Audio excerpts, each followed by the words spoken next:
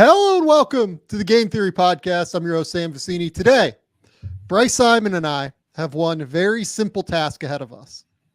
We are going to trade all 30 picks in the first round of the 2024 NBA Draft. But first, let's hit the music.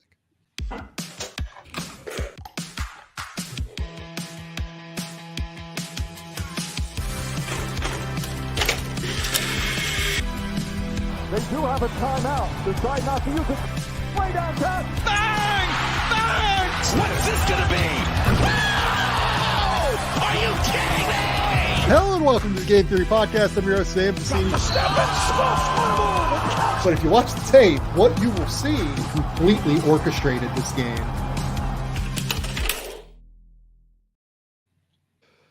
Bryce, what's going on, buddy? What's up, Sam? Hey, I would like to report back. We actually watched Mad Max as soon as we were done recording the other night. Randy said, I walked out. I said, hey, which one? The first one. Like the 1978 one? No. Why would I want? No, I don't know. So Mad Max is a movie, right? Do I have to add something to this? Fury Road, Mad Max Fury Road. Okay, there we go. Okay, Mad Max is a movie, then it's followed by The Road Warrior or Mad Max 2. And then after that is Mad Max Beyond Thunderdome. And then the fourth one is Fury Road, but it's like kind of a reinvention thing. So it's different enough to where you don't need to watch the first three to understand it. I was gonna say, like, I was impressed with this movie where we're in this whole different situation, and they didn't have to take 30 minutes to explain it to me. Like we started going and we explained it to me as we're chasing each other through the desert, and we get in all these other people involved, but all you got to do is say like one word and I can figure out who they are. And it was good. I appreciated it. I want to watch Furiosa now. My wife watched it. Yeah. And I talked to a coworker of mine. He said he watched it twice in movie theaters. Like that's how good he felt like it was. So yeah, I think Fury Road is like very clearly one of the best movies of the 2010s. Like it's unbelievable. Having said that, Bryce, we're about to go on our own Fury Road here. Yes, we are. Our goal for today, like I said in the intro, it's a project that I've wanted to do for a long time and just have never really had the tech, I guess, to kind of do it. Because, some of the trade machines weren't really up to snuff and, it's just a little bit harder. But with Fanspo here now, I think that it's a little bit more doable to accomplish this. Our goal is we are going to trade all 30 first round picks. That is our goal. All of these deals will be independent of one another. Yep. We are not building like trades upon one another as we go through this, right? Yeah, they get confusing. Our goal is to trade every pick for something that we think is a reasonable selection or a reasonable decision in this draft. Why are we doing this? A, because I think it's pretty fun. Like it seems like completely insane. And I've been trying to come up with different things. I've been running like trades off of people who work for teams. I've been running them off of like just people around the league, just everything like that, trying to come up with reasonable value. Here's the thing about this draft. Everybody's value is different. Yeah. But having said that, why I think it's good to do this year is that everybody has very different valuations on this draft. And I think that sometimes that can actually lead to more trades. Sure. Right? Because like if everybody thinks each value is the same, right? That can sometimes mean that everybody thinks they're kind of getting like, ripped off in some way, shape, or form. Right? And then nobody really likes to actually make a deal because these things are so disparate in terms of value now. I think that there is a real shot we get some real movement on draft night. And I said real like 4 times there. But I think we could get some trades. And my goal here is that we get close on one of these deals. Well, the thing is, like, think about Wembanyama, right? Like, I'm sure you could have found teams who like didn't value him, but for the most part, everybody's going to value Wembanyama last year. It's just like this There was insane. a 0% chance the San Antonio Spurs were trading the number 1 overall pick when they bought it Exactly. last year. Now compare that to Alex Sarr, right? Like, how do the Hawks value him? Maybe you just said the San Antonio Spurs. Maybe the San Antonio Spurs have an insane value on pairing Alex Sarr with Victor Wembanyama. Maybe they don't think they can play together at all. Maybe the Washington Wizards think that he is the key to their rebuild and they would need to make a move to move from 2 to 1. And Yep. like you said, we talked about this a couple episodes where because it's quote unquote not a great draft, nobody thinks teams would want to trade up, trade back.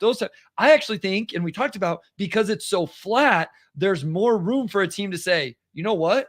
Nikola Topic has this ACL injury, but we think he's going to bounce back because he's only 18. He's there at number 8, and San Antonio already took whoever. Let's go up and get him because we think he can be, the floor general for us for the next 10 years. I just think those things are more likely and more open to happen because interpretation is all over the map. I think that that's right too. So we're going in order here of what the draft order is. Some of these deals are more substantial deals for guys that are stars, borderline stars. Some of them are just deals for picks, right? Moving up and moving down with pick values. So in that vein,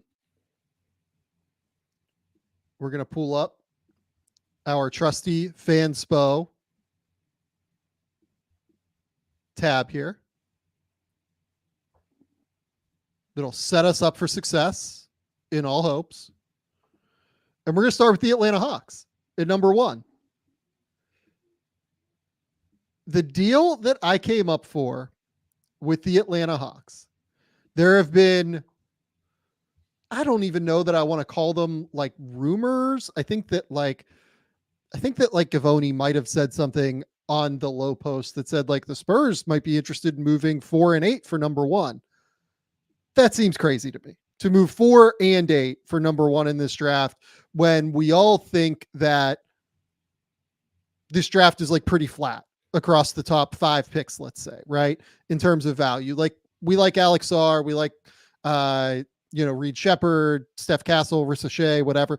But by and large, those guys are all in a tier together, right? So why would you give up 8 to move up to number 1? Yeah, I mean, because the Spurs are going to get 2 chances instead of 1 in what is a flat draft at the top. Yeah. So what my idea was instead, everybody has come up with this idea of, the Hawks like want their draft picks back. Maybe they'll move Trae Young to the San Antonio Spurs, etc. What if we just do number 1 for number 4 and then throw in Yes, the Hawks 2025 first rounder, which is probably not going to be like a top 10 pick, right? Or it could be, very well could be a top 10 pick, but it's not going to be like a crazy, super high end pick in all likelihood in this coming draft. It's probably going to be worse than number 8 next year, I would guess. It lets the Hawks get one of their picks back for next year, which is all important given how good that draft looks. I don't know if I would do this if I was San Antonio. I would probably just keep number 4 at the end of the day. But what I'll say is this. When I asked around, there was nobody that could come up with a deal for the number 1 overall pick. I asked probably 8 different people that work for NBA teams, that work for agencies, things like that. Is there something that makes sense? Nobody could come up with anything really because of how flat the value of the draft was. And because there is a feeling the Hawks want to use a high pick. So this was honestly the pick that the trade I spent the most time on and couldn't come up with anything reasonably good. This was the closest I could come up with was, okay, the Spurs, They move up to number 1 to get the guy that they absolutely like unequivocally want. Maybe they want Alex Sarr to pair with, you know, Victor Wembanyama. My brain just broke for a second. Maybe they want Ricochet for some reason, right? And they're willing to move a first rounder to get it. Spurs would still have a ton of picks from the Hawks forthcoming, and they would still have number 8 in this draft. And if you're the Hawks, you know, you end up with number 4, still get a pretty good player. You get to roll over the Trae Young thing, maybe make a decision on one of those guys that is different. You know, that's kind of my theory behind this, at least. It could also be the 2027 pick. Like, I'm totally open to different iterations of this where what the Spurs have, if I remember correctly, the Hawks 2027, right? Yeah, they have the Hawks 2027. It could be 2027 instead of 2025 if we would want to do that. But the idea is the Hawks get one of their picks back to move back to 4. It's funny because I did not do my own for every single pick, because then we would be here for 10 hours if we had 60 different trades. But I did write some down, and I talked to some people for ideas for different teams. For the Hawks, this is like the only one I really wrote in, and I put number 1 for number 4 and a Hawks pick back. So I had the exact same idea here. I think what this also could do is, if the Hawks did want to move Trae Young and Capella and move some guys for younger pieces and not punt on next season completely, but maybe not be really good next year and then feel like they still have a chance to have a really good pick in the lottery. You know, that would open up those possibilities. Or like you said, maybe you ask for one down the road in 2027 when they think they really have it figured out and want to build out the roster. So yeah, I mean, if they're not sold on Sarr for whatever reason, and the Spurs are, or somebody else, I think the Hawks could trade back to 4. And, you know, even if they still wanted to trade Capella, then you can draft Klingon at 4 or something like that. So this was the best one I came up with as well. Yeah. I think this is the one that like is the only real thing I could come up with that makes like a ton of sense in my head. Victor Aquao brings up, you know, what about a simple first for second and 26th deal. So maybe the Hawks like Donovan Klingon, and they feel like, sure, you know, they would rather have him than Sarr. You know, that's an interesting one. And, you know, maybe the Wizards just really want Sarr, and the Hawks are able to bluff them into thinking they'll take Sarr.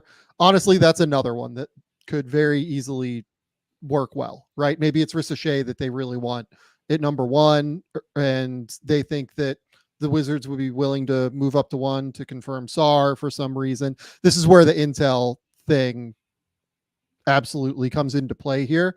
And you really, really need to have a good sense of it. But yeah, it's got to be something like that to me. Like, the Hawks can't get outside of like the top 4 or so. And honestly, like, the Wizards one probably makes more sense than the Spurs one, just because the Spurs one, I don't think I would do this if I was San Antonio. I would just rather keep number 4.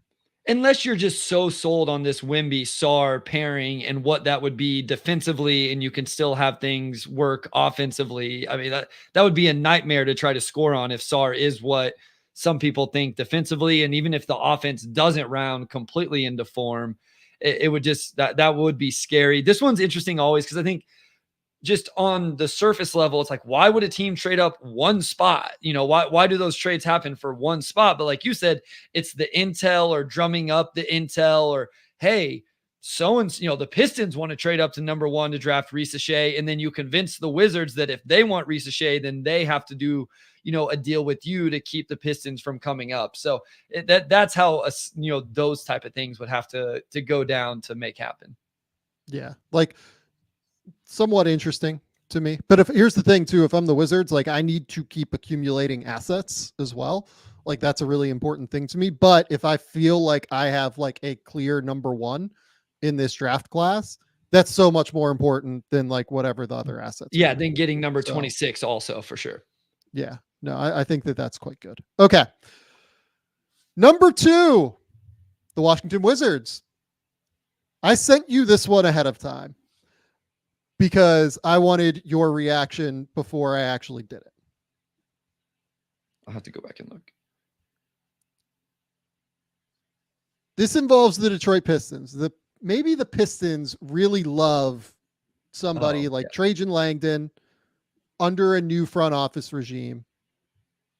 They really want somebody, right? They want somebody, up there at the top of the draft. The Wizards trade 2 and 26 to Detroit, and they get number 5 and Jaden Ivey. Bryce, you are the resident Pistons fan here. You cover this team. To me, what my logic was here, Trajan Langdon did not draft Jaden Ivey. So you don't really know how he feels about him. You don't really know the way that they want to build around Cade Cunningham. I feel like Jaden Ivey is awesome, and I like Jaden Ivey. If I'm the Wizards, I love this idea. Yeah. I don't know what Trajan Langdon feels about Jaden Ivey. And throughout the time that Jaden has been in Detroit, I feel like the Pistons have not known what to make of Jaden Ivey, unfortunately. I would not do this if I was Detroit, to be clear. However, I wonder if a new front office comes in and could feel slightly differently. Yeah, I mean, this is a tough one to swallow if you're the Pistons, because you're essentially trading number 5 and number 5, because Jaden Ivey was a former number 5 overall pick, for number 2 and then 26. And so I think Pistons fans' immediate thing is we just had 4 years of Troy Weaver and bad process, and I think they would feel like this is bad process. With that said, I love Jaden Ivey. I think Jaden Ivey can be a really good basketball player in the NBA, because I don't think a lot of people pressure the rim the way Jaden Ivey does. And I am in the minority that he got a little bit better defensively this year. I think Washington would be a really interesting spot for him. Right. And for Detroit, this guarantees you Ricochet, who I do think is the best fit. I don't think it's end of the world if Detroit doesn't get him, but I could see where Langdon could talk himself into Ivey's not a part of this. Monty Williams doesn't seem to love him. Let's move him with 5. Let's go get Ricochet. I told you, I think my immediate comment was, I would almost rather have a future first-round pick from Washington than number 26 to help make up for the deficit the Pistons currently have with their draft picks. Maybe I didn't. Maybe that was something else that I don't think you sent that, but like I'm all for that as an idea. Like that sounds interesting to me. Yeah, like the thing about Ivy is like, while you and I are definite believers in his upside, like I am a big believer in his athleticism, his ability to get paint touches. I'm like really, really, really interested in all of that. There's still like a real floor outcome for him. Sure. Absolutely. I would. And agree. Like if he doesn't really show a lot this year, there's like he's not worth the number 5 overall pick right now on his own, based off of what we've seen from him so far, because he would have 2 years left on his rookie scale deal and he hasn't shown enough at this point. Yeah. Yeah. I would want to get greedy and ask for one of their wings, but then I think that tilts it. They won't. Much. Yeah. They're not moving Koulibaly or Avdia, I don't think. Could I get Kispert?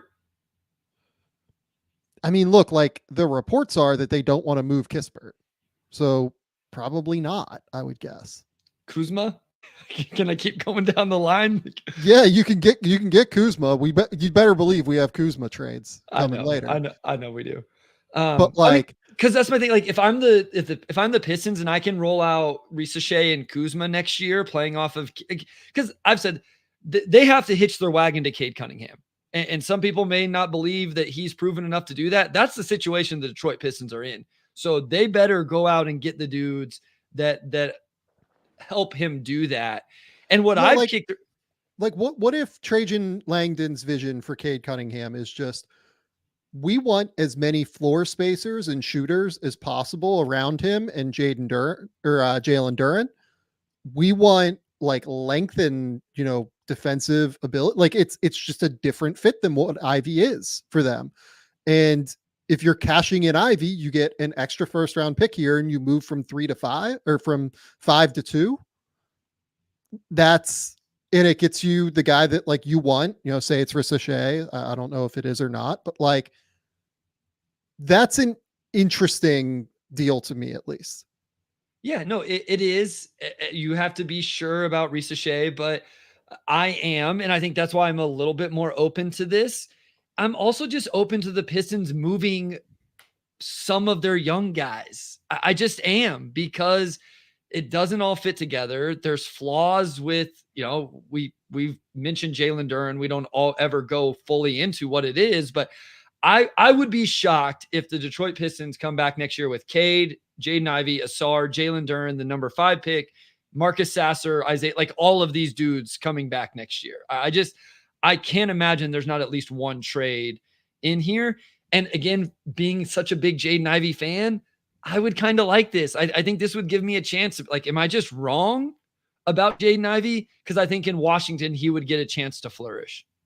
Yeah, like you would have an interesting guard with him and Tyus Jones potentially if they re-sign him. Like you would have him maybe just get to run the show, right? Without Cade Cunningham there. And we got to see that a bit as a rookie. And by the end of the year, like I was pretty interested in what that looked like. Yeah, no, like I wouldn't do this personally if I was Detroit, but I think we need to understand that this is now a different regime. Yep. And we don't know how this regime values these players. If Jaden Ivey's a 6th man, Sam, like let's just say they don't think he works next to Cade and with the rest of the starters and all of that, is that value enough not to make a move like this? Like, let's just say he's, first guy off the bench, comes in, changes the energy of the game, can score, but he's a bench player. Like he's, kind of how Monty started the season, but starting somebody better than Killian Hayes over him. I saw somebody bring up like the name Reggie Jackson earlier. Okay. For Jaden. Like that's like a non-zero outcome for him still. Like that's honestly probably like a 40th percentile outcome for Jaden Ivey, right? So my thing is like, what's the value? If you're the Pistons, if you were Trajan Langdon, do you value that on this team? Or would you rather move him for something like this? Like that's what I continue to try to figure out with Jaden Ivey, honestly, even Jalen Duren and Asar Thompson is like, okay, very young, still have room to grow, but where is the best value? Is it on this team or is it as trade chips to go get somebody else? And right. And I'm still trying to kind of hash that out and figure out which is the right way to go. But I think stuff like this should be on the table, like at least conversations. Yeah. And again, like I want to emphasize enough, or I can't emphasize this enough. I would not do this if I was Detroit.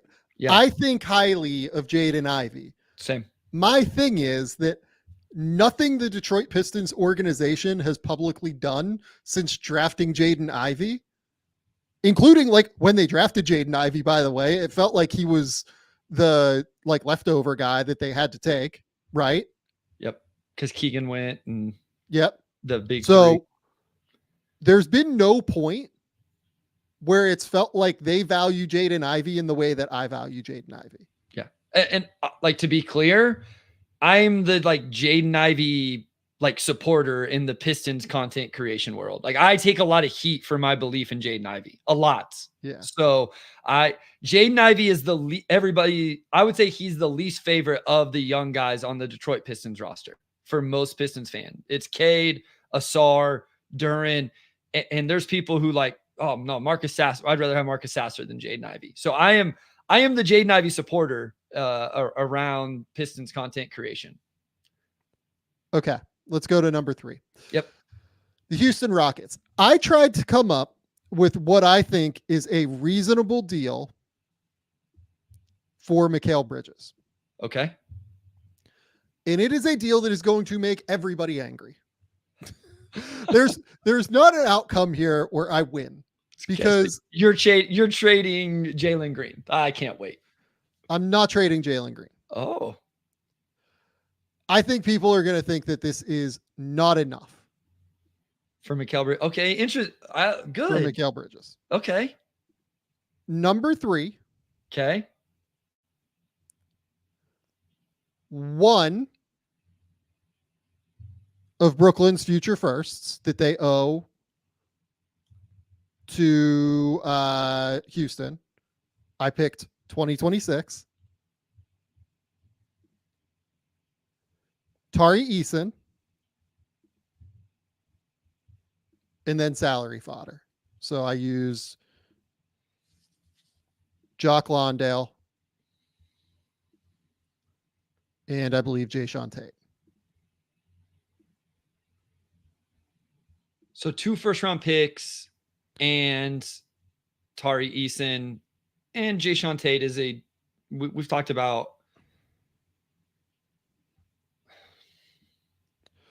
So the overall deal is Mikal Bridges goes to the Rockets for Jock Londale, Jayshawn Tate, Tari Eason, number 3, and one of their future picks back. I don't think Brooklyn would do this. I think this is what the actual value is of Mikal Bridges. So here's my problem. I don't think my problem with this trade is the number of first round picks or the talent of the players. If I'm the Nets, I'm not getting a guaranteed position that I need, which is like an on-ball creator for my team that I feel like the Nets should really be seeking out. Take the one that you want at number 3. So that's the immediate response, right? So I have to love Reed Shepherd, Steph Castle, Rob Dillingham, whoever it is. And if I don't, then I think this trade isn't enough for me. If I believe one of those guys is that guy, I think Tari Eason is awesome. I think Jayshawn Tate is a rotation player. And then at least I get that first round pick in 2026 back. So here's the thing on Mikal Bridges. I love Mikal Bridges. I've been talking about Mikal Bridges being this incredible, unbelievable, like valued asset for years upon years now. Right? I feel like I have been as high on him throughout the years as anybody. Mikal has 2 cheap years left. Yeah. That's great. But he's going to be expensive after those 2 years. I also think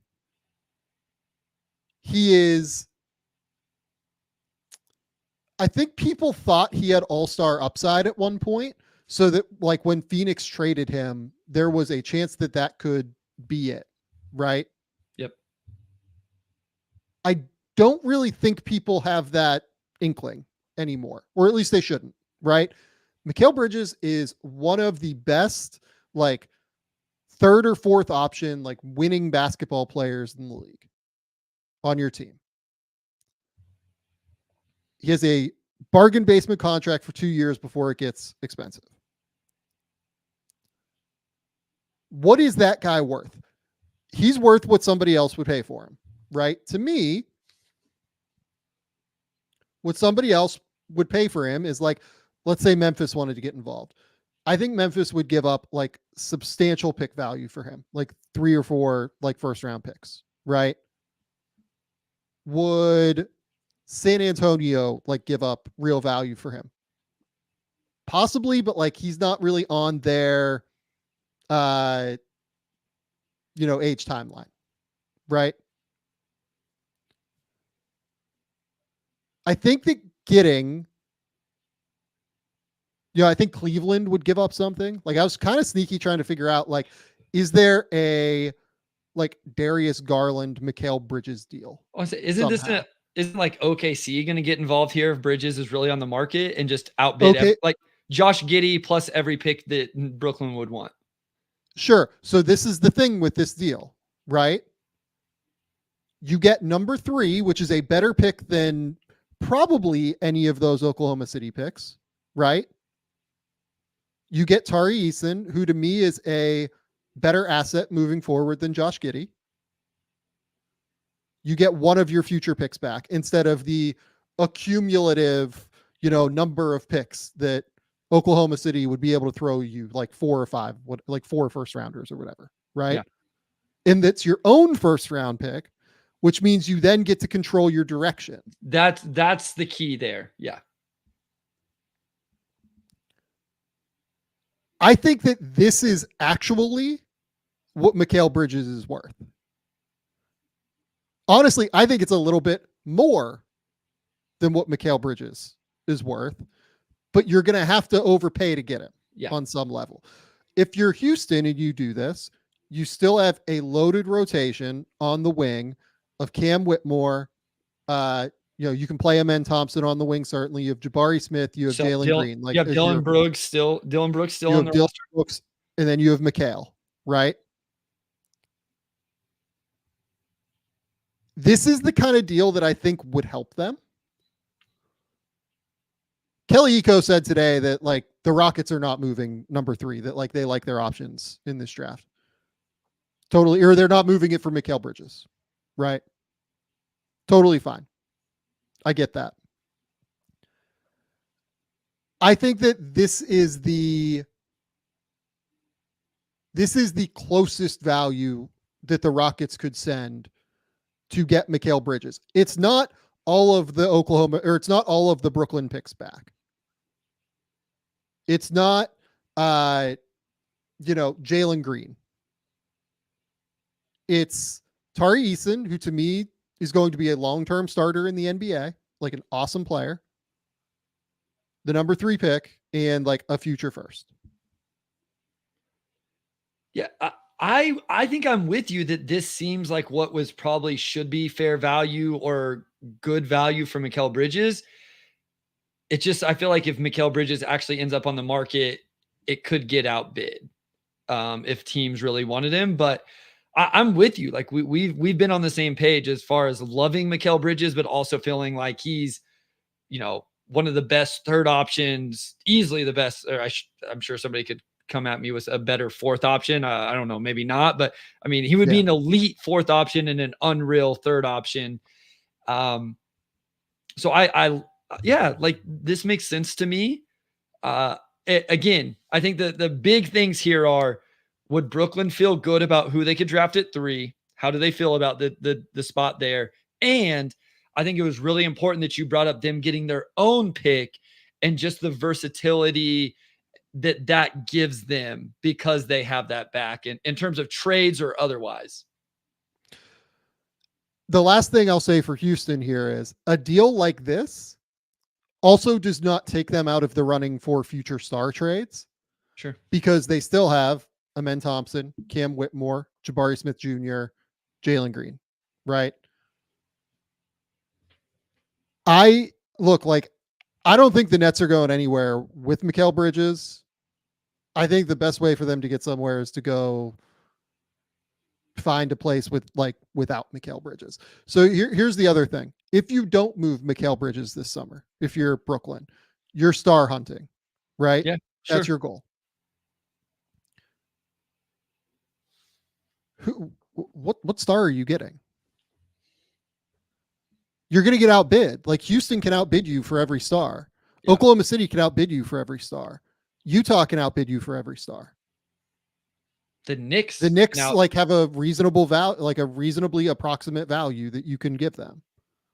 So who are you pairing with Mikal Bridges? Yeah. I think you need to go out this summer and find the best deal that you can. Because it takes Mikal to get most of those guys. Yeah.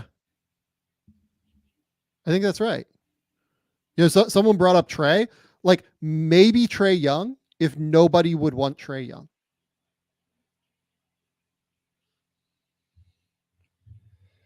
Maybe, but I think they would get a better offer.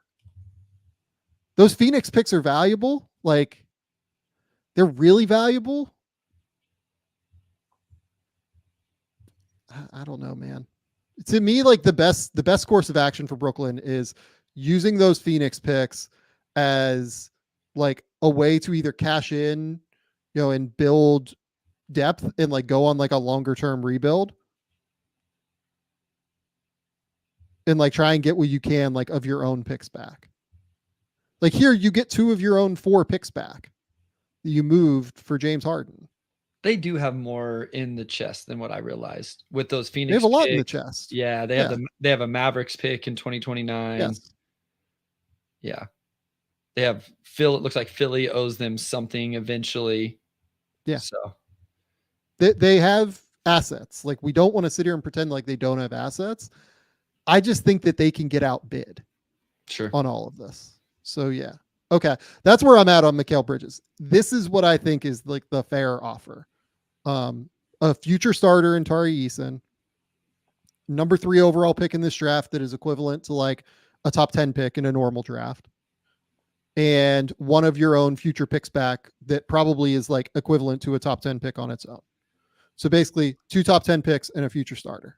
Yeah, I would just say, I think if Mikal Bridges does get traded this summer, I think it is a little more than this, just because I think teams will bid against each other. Last thing I want to ask you, if you were the Rockets, would you be looking to move number 3, considering the treasure chest of young talent you already have, the season you just had, and wanting to continue to push this thing forward? Like, would you pair number 3 with Tari Eason, whether it's Mikal Bridges or not, or number 3 with Cam Whitmore, number 3, whoever, and try to go get some player that pushes things forward? If I was them, I would probably go more legitimate star hunting than this, but I'm intrigued by the fact that I would, with a construction like this, which again, I think probably outbids most of the other offers, if not all of the other offers on the table, I still have the ability to go get a star. So I'm still okay with this. Okay, sure. Okay. The San Antonio Spurs at number 4. There have been rumors that the Chicago Bulls want to try to move up. I think I saw like Donovan Klingen's name rumored, right? Like that was a thing that somebody, I think that might have been like a low post thing again. I didn't listen to that. Like I just saw it on the internet. So don't kill me if I'm wrong about that. So we're moving number 4 to the Bulls for number 11 back.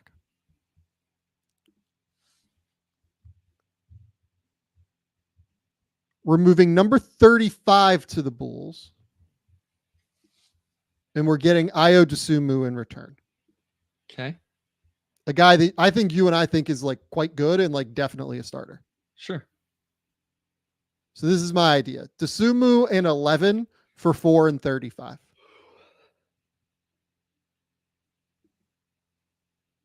So basically the Spurs get like a starting combo guard who I think would be valuable and is like useful defensively and can do some things.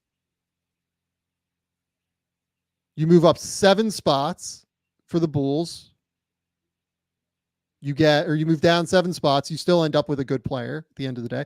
Basically, like it's Ayo Dosunmu and I don't know what name do you want to throw out. Ayo Dosunmu and Devin Carter for Donovan Klingen and I don't know, whoever you want to throw out at 35. Bobby Klintman. Sure. Like whatever. I think this is fun. Like, I think that this is like I think Ayo's like kind of the awesome, like secondary guard that you would love to have next to Victor. And he pushes the pace, gives you something a little bit different. Like when you say Devin Carter, I'm like, okay, yeah, sure. But I love Devin Carter. So if you're guaranteeing me I'm getting Devin Carter at 11, then I'm pretty excited about that. Or maybe it's Saloon.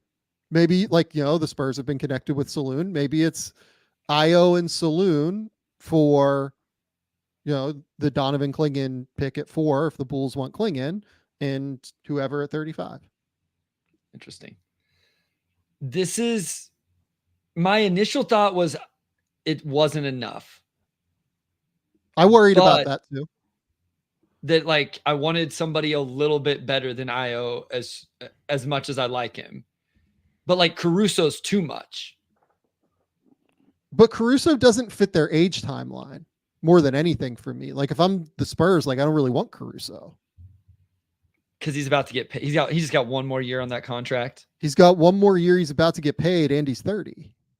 Io's 24. He fits my age timeline. He's Yeah, coming off of a he was 50, 40, really 80 good. season He where was he good. averaged 12, 3, and 3. Like Io's real. I think people stopped watching the Bulls. Io's really good. No, he was really good. Here's my thing with Io is the Bulls were really bad, but no, Io's really good. I'm not going to give it a caveat. He was really good. Io's last 38 games of the season, he averaged 16 points on 52, 43, 84 with 4.4 assists versus only 1.9 turnovers. Io was really good. So no, so this is interesting because I recorded with Schlecht earlier today. I told you this, and we talked about number 12 and Isaiah Joe for the Pistons at number 5.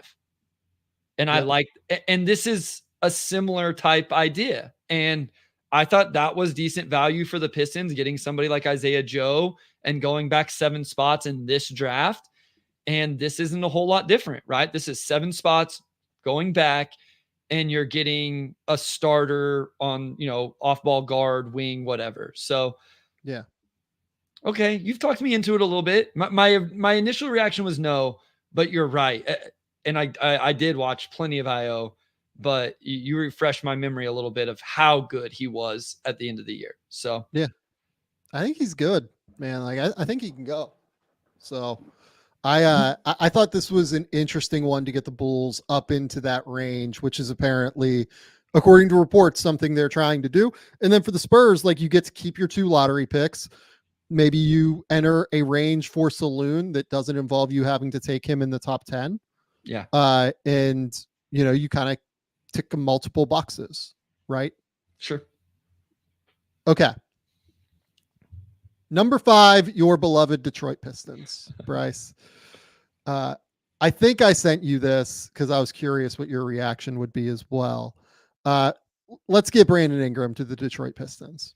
So I was fascinated by this because of who you used to go back compared to what we normally see. So, yeah. So Brandon Ingram and number 21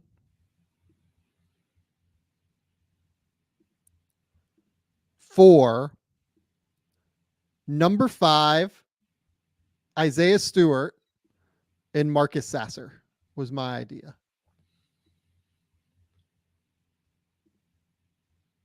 So basically, the Pistons drop back like 16 spots in the draft.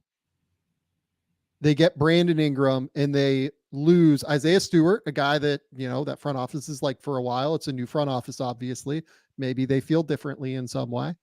And Marcus Sasser, a guy that I think you and I like is like a really good backup guard. Backup, right? Yeah, for sure. I just wish I liked Brandon Ingram's fit with this team more, and he wasn't about to get absolutely paid 1 year from now. Yeah. Here's what I will say is, like, I think what I've found over the last month is I have to stop nitpicking in terms, like, this team has to get more talented, in my opinion. And so, maybe Ingram is a move that you make to then get to the next move. You know what I mean? Like, he doesn't have, this team isn't going to fit perfect like some playoff caliber team. But I do think they have to show substantial growth and talent. I like Isaiah Stewart. He's another guy where I'm kind of known as an Isaiah Stewart defender in the Pistons world. But the thing is, he's more of a 5 than a 4. If they're sold on Jalen Duren, like, I think he's probably best as a backup. So there's a role there, but it depends on what else they do. Like, if they go, let's say this, like, if this was also paired with signing Isaiah Hartenstein, like, I don't think Stewart has a lot of minutes at the position he should be anyway. So I am really skeptical how much Brandon Ingram will get on the market. Okay. In a trade. Because I am skeptical who will want to pay him at the end of the day. I think there's probably a world where, like, there might be like a expensive deal for expensive deal kind of thing out there. Like if the Pelicans did something like Darius Garland for Brandon Ingram, like we've talked about that wouldn't blow my mind. Sure. Right. Like that's something that seems possible with like assets kind of going in, one direction or another, probably one direction. I would say probably going back toward Cleveland in order to make that right, given the value, right, of having Garland locked in at like 36 million for 4 years as opposed to Ingram at 35 million. The other thing about Ingram is that Ingram gets hurt a lot. He misses like 15 to 20 games a year. You don't know if you can like totally trust him. I wouldn't have any interest in Brandon Ingram if I was a Pistons fan. Yeah. Like I'm not like we've talked about that. Like I wouldn't really want Brandon Ingram, but I know it's a thing. Yeah. If you're the Pelicans here, you get number 5 overall, which is still like a high value pick. Again, that's probably like a top 10 equivalent pick in a normal draft. Yep. You get Sasser, who is a guy that like the way I thought of it, the value for this was basically like, I think Isaiah Stewart would probably go for something in the ballpark of 21, maybe like a little bit less than that. Like he might go for like 28 to 30, sure. Right? Late first round pick. Yeah. So basically you get like a late first round pick in number 5 for Ingram. I don't, with the impending extension and with the injury history, I do not know how much Brandon Ingram is going to fetch on the market. And if the Pelicans could come away with number 5, even though they're moving their other first round pick, and you get access to like a higher end of talent, that feels like a not disastrous outcome for them. Yeah. And I think Isaiah Stewart with his, he's shown an increasing ability to knock down shots from the perimeter. And so I think playing him next to Zion, you wouldn't be crazy tall or long with those two guys, but I think he theoretically would be able to space the floor a little bit. And he does grind defensively and rebounds and, can protect the rim a little bit. I don't think he's an awful fit next to Zion in that rotation. Sasser can be a little bit of a spark plug off the bench. Like you have some of those guys, so you have to hash that out. So I'm kind of with you. I don't think Ingram's fetching like some crazy return on the market this summer if they do move him. Yeah, I'm just like not sure that that's going to be there, to be honest. Why would you do this versus Jeremy Grant? I do think Brandon Ingram is better than Jeremy Grant by like a fairly substantial margin. I will say that. Okay. Number 6, the Hornets. Not a super easy one to come up with. New front office. What I decided to do here was get the Grizzlies up the board. Okay, sure. If Donovan Clingan was to fall into like the 6 range, or if they have just like a specific guy beyond Clingan they're looking for, Zach Kleiman, the general manager or president of basketball ops of the Memphis Grizzlies, has regularly moved up. I think he's moved up for Desmond Bane, Brandon Clark, Santi Aldama, Zaire Williams, and I think there's even one more. Laravia. He moved up for Laravia too. So he has shown like a real desire to move up to get his guy if he wants it. So I've got them going from 9 to 6. Okay. And I've got them giving up Santi Aldama to do it, in addition to the number 39 overall pick. Okay. Why do I like Aldama in Charlotte? Missed one of those picks there. Why do I like Aldama in Charlotte? I like Aldama there because I think that he is the kind of like versatile shot making big that the Hornets don't really have. Like they don't really have much flexibility in the front court right now. They tend to play pretty small across the front court. And then with Mark Williams and Nick Richards, they don't really have like a lot of, versatility there, because those two guys like play somewhat similarly stylistically, right?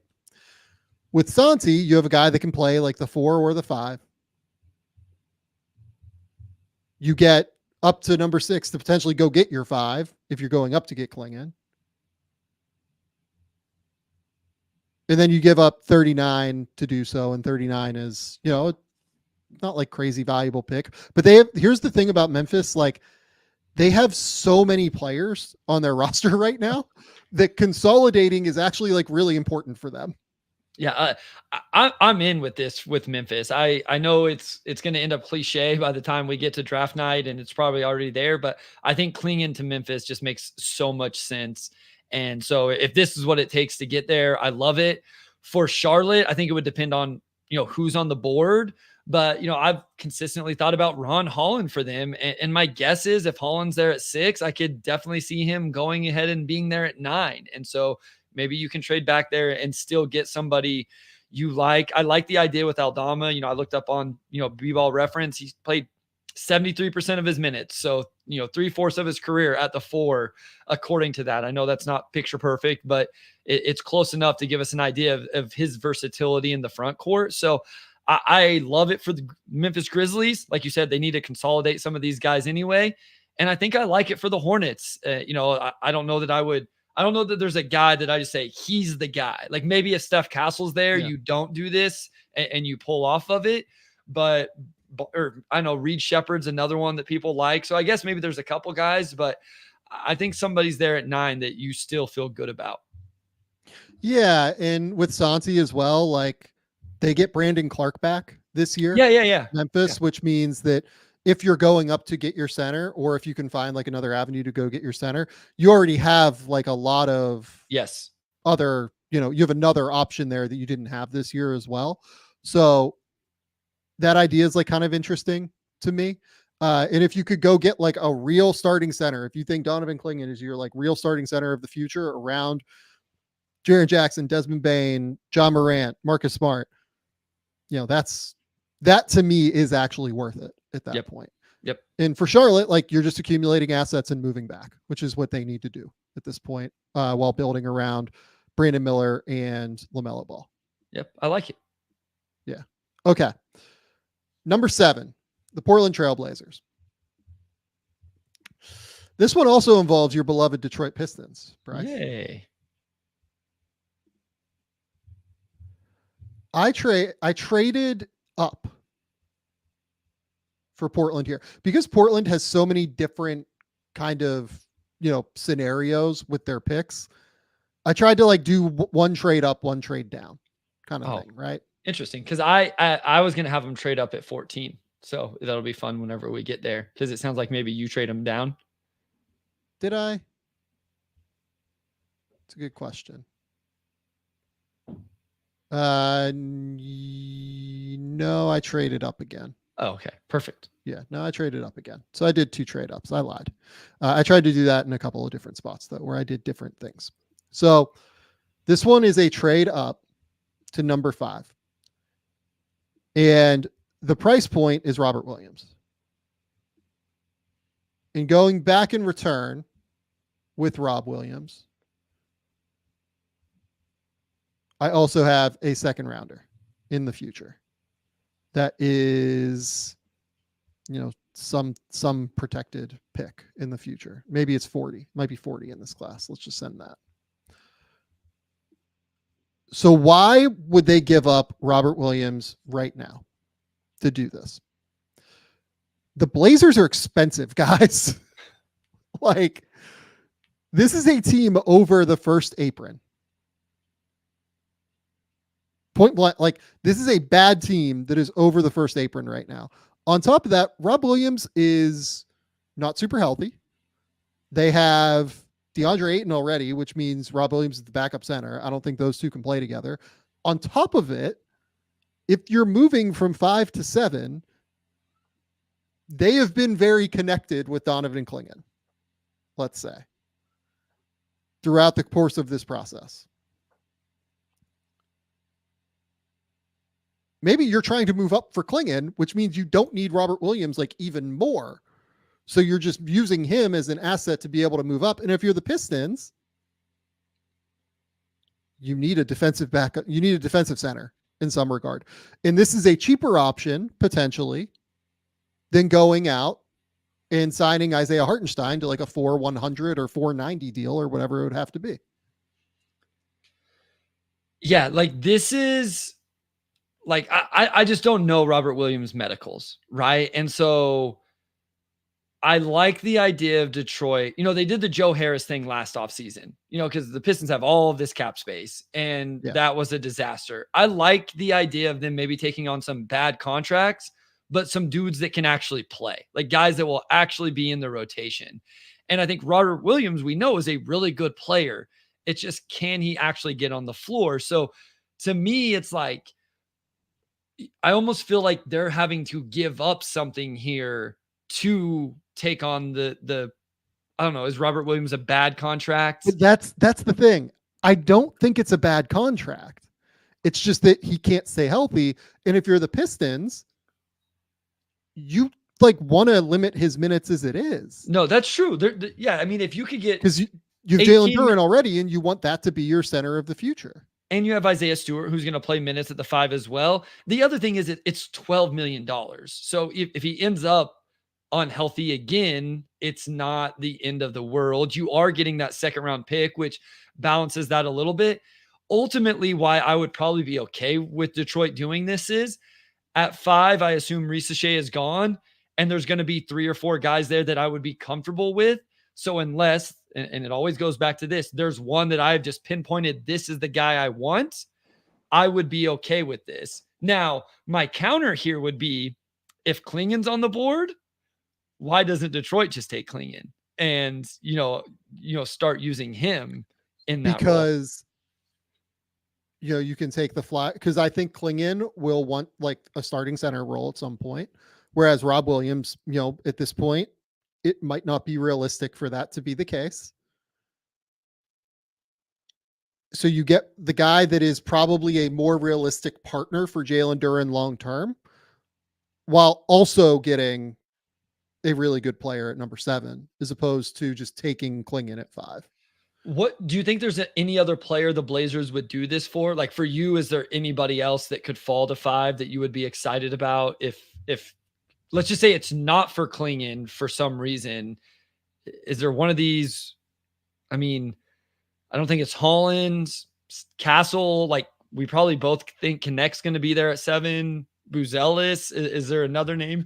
So I Connect at 6 on the mock today. So Okay. Connect, I think, is a real, potential target, right? That could be a thing. And we've mocked Connect to Portland going back to the very first one we did, I think, or close to it, maybe the second one. And so, maybe they would feel like they needed to move up 2 spots to get him.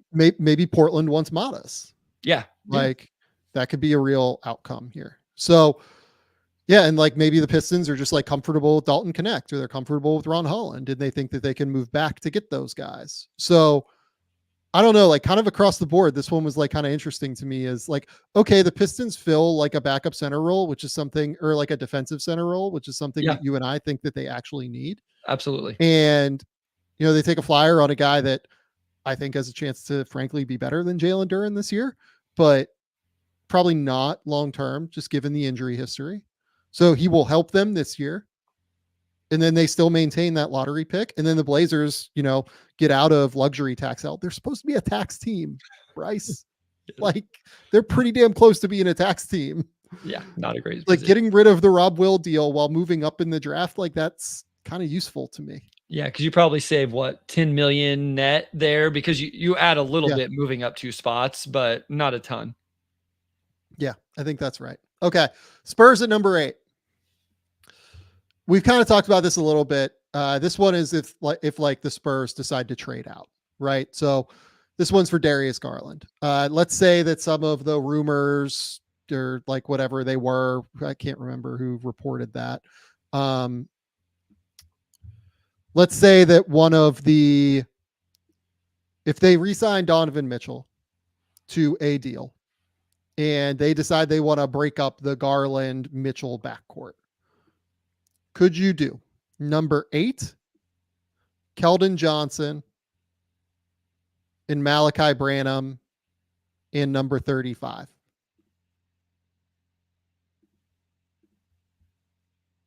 For Darius Garland. Is this enough for you, Bryce? If I'm the Cavs? Yes.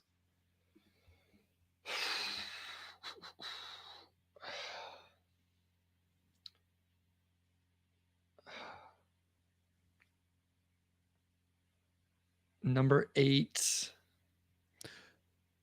Yeah. Keldon, Malachi Branham, number 8 and 35 for Darius Garland. Is that enough? Like I think Darius Garland is good, but I also I think he's more. This is one of those where I think Darius Garland's actually more valuable as a Spur than he is as a Cav, if that makes sense. You know, like how we always talk about guys I agree with that too. That are more valuable for the team they're on. I think Garland's more valuable to the team he's going to, and so I see a world where that trade ends up looking bad because Garland goes there and cooks and is playing back at an all-star level. I just don't think he's going to do that in Cleveland. And so if I'm Cleveland, I feel like I do need to move him. Like, I think they should separate the backcourt more than the front court. Yeah, I think they should separate both, honestly, but that's a conversation for another day. Is there a world where like you add in this like top 10 protected Chicago first rounder, like to make this work? Like, do you need like multiple firsts for Darius Garland? So now we're talking 2 firsts plus Keldon Johnson. Like, I hate doing this because then I feel like you add one thing and then it's almost swings it the other way. Yeah. Like, and like, here's the thing. So like, what do you think of Garland's contract? So he's got 4 years left, 37 million, and it goes up from there. It's a max deal. I think if he finds the right home, it's probably a fine contract. Agreed. Again, I don't think he's worth that to Cleveland. I think we're overpaying now, don't you? Maybe, but like, I don't. So like, where else could you get a real value for Garland, right? Like, let's say that Brooklyn decided to enter the Garland sweepstakes, which would be like very plausible to me. If Donovan Mitchell re-signs, like they probably do shift to trying to get Garland, right? So then you're talking, can you get maybe like a Dorian Finney-Smith, Cam Johnson kind of deal with a first or something like that? That might outbid this, a Cavs deal with just number 8 or a Spurs deal with just number 8, right? We talked about Orlando. Could Orlando do like, Anthony Black and Wendell Carter for Garland? So like, to me, you probably actually do need the extra first rounder, like number 8, Keldon, and like an additional first if we're doing this. Keldon plays in Cleveland. Does Branham even sniff the rotation? No, but I think that, maybe at some point he does. Like, the idea is like maybe a long-term flyer on him. So that's what I'm trying to hash out now is what is Cleveland getting to go ahead and win now? Because we got to consider that also in terms of the timeline of Donovan Mitchell. Jarrett Allen's about to get more expensive. Mobley's as close to being ready as he's going to.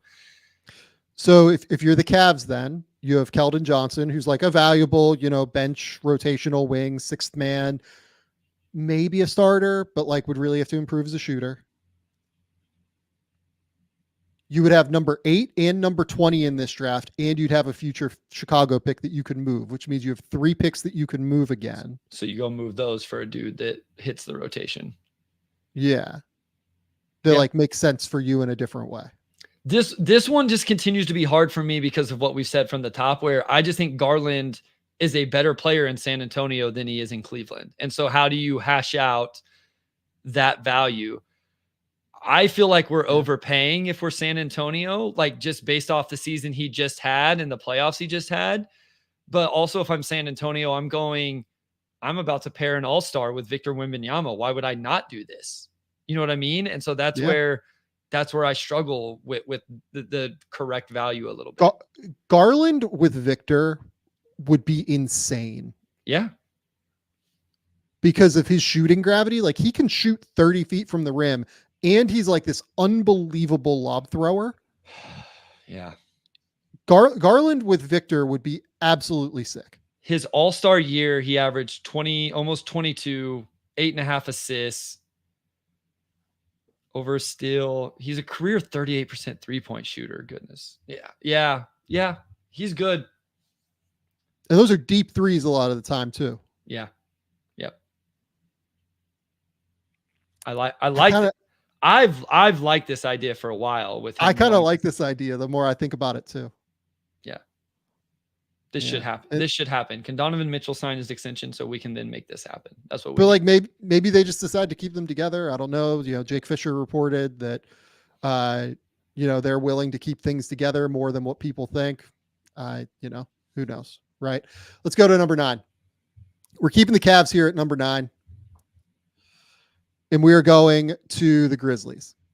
This one's like just obvious. And again, it was just like trying to come up with what the value is. And I'll be curious to see what you think. Yeah. So this is Jared Allen to the Grizzlies, 100%. right? If they decide that they want like a real star big, right? So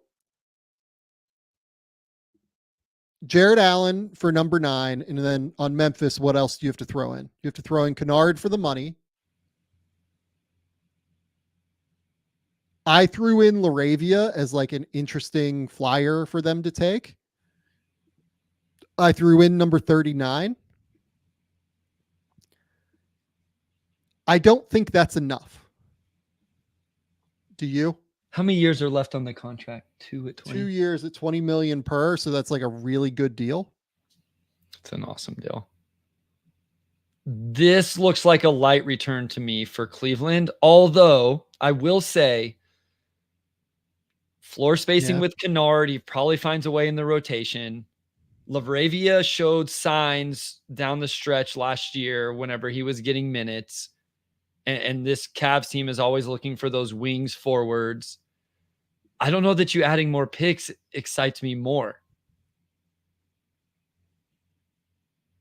I mean, is it Santi again? Like, are we just like doing the Santi Express here where we move him back and forth to everybody? Because Santi's actually useful for them with Evan Mobley, I think. And Gigi's off the table, 100%. I don't think you move Gigi Jackson at this point. Like, I get why, but I get why the Cavs would ask, but yeah, to me, I don't think you move him at this point. Is there a deal around Jared Allen for the number 9 pick? I think so. I think it makes a lot of sense. I was trying to think what we did with Jared Allen to the Pistons the other day and I was trying to think about the value I thought there. Just to make sure I'm trying to be kind of keep things fair. So like let's say it's Kennard, Aldama, and number 9. So you're basically getting Kennard, Aldama, Cody Williams, let's say, as a hypothetical. And at 39, you're getting Cam Christie wouldn't be there for you, but he's pretty close to that mark. Like, we can just say Cam Christie if you want. That's fine. So Cam Christie, Cody Williams, Luke Kennard, Santi Aldama for Jared Allen. I still think it's light, Bryce. Yeah. Because Kennard. I don't think it's enough. Yes, Kennard. I think it has to be an extra first. Yeah. Kennard and of the second, it's the first. Are rotation players in the regular season, but are you sure those guys are playing rotation minutes in the playoffs? You're all of a sudden really skinny in the front line too. Like, well, I guess, yeah.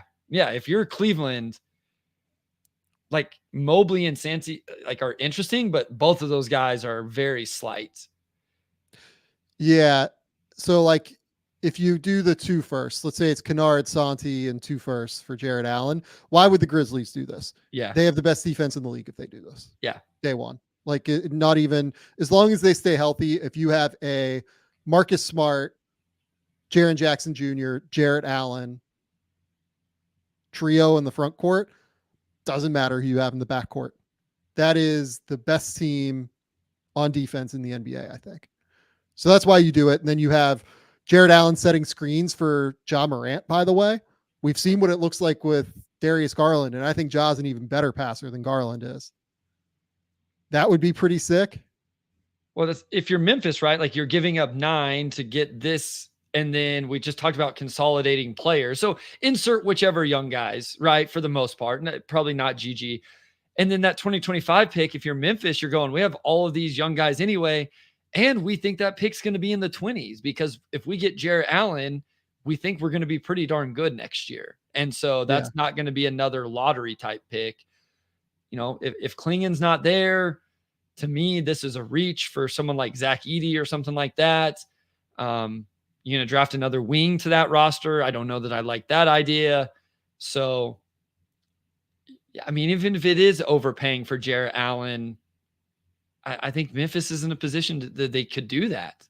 Yeah. You get, so now it's Kennard Aldama 2 firsts, one of which is the number 9 overall pick.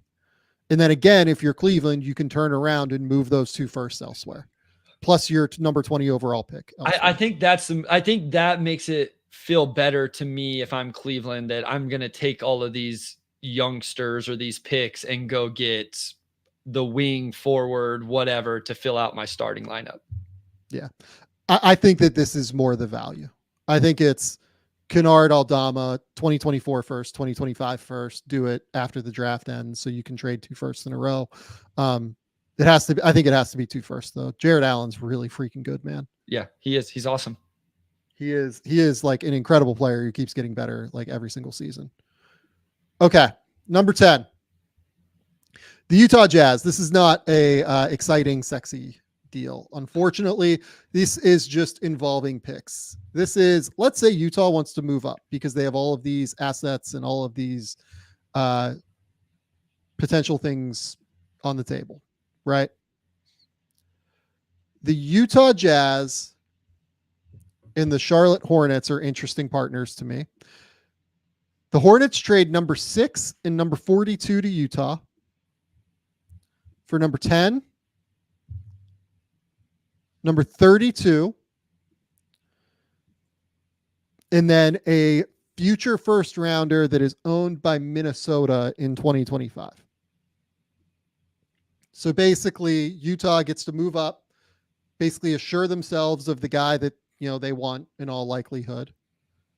The Hornets move back 4 spots and they get an extra first round pick to do so, in addition to getting to move up 10 spots in this year's second round.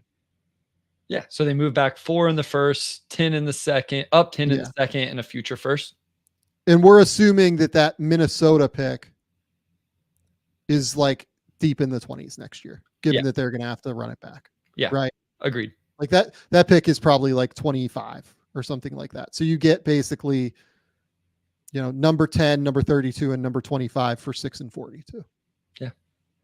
Yeah. And like I said, this is essentially, you know, getting rid of one of those firsts to go up and get a guy, secure a guy you want.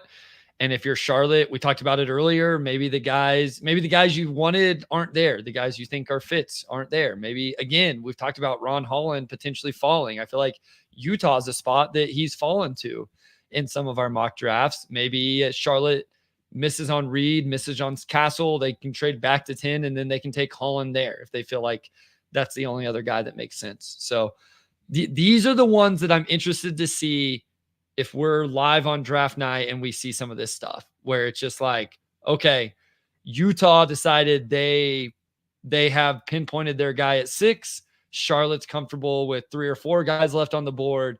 Let's go get an extra first rounder down the road. I'm interested to see how many of these we see. Yeah. So basically, to reiterate, the Hornets move from 6 to 10. They move up 10 spots in the second round to get to number 32, and they get an additional first. Yep. That seems like what that deal would look like if Utah wants to move up. Yeah. Like pretty close to that.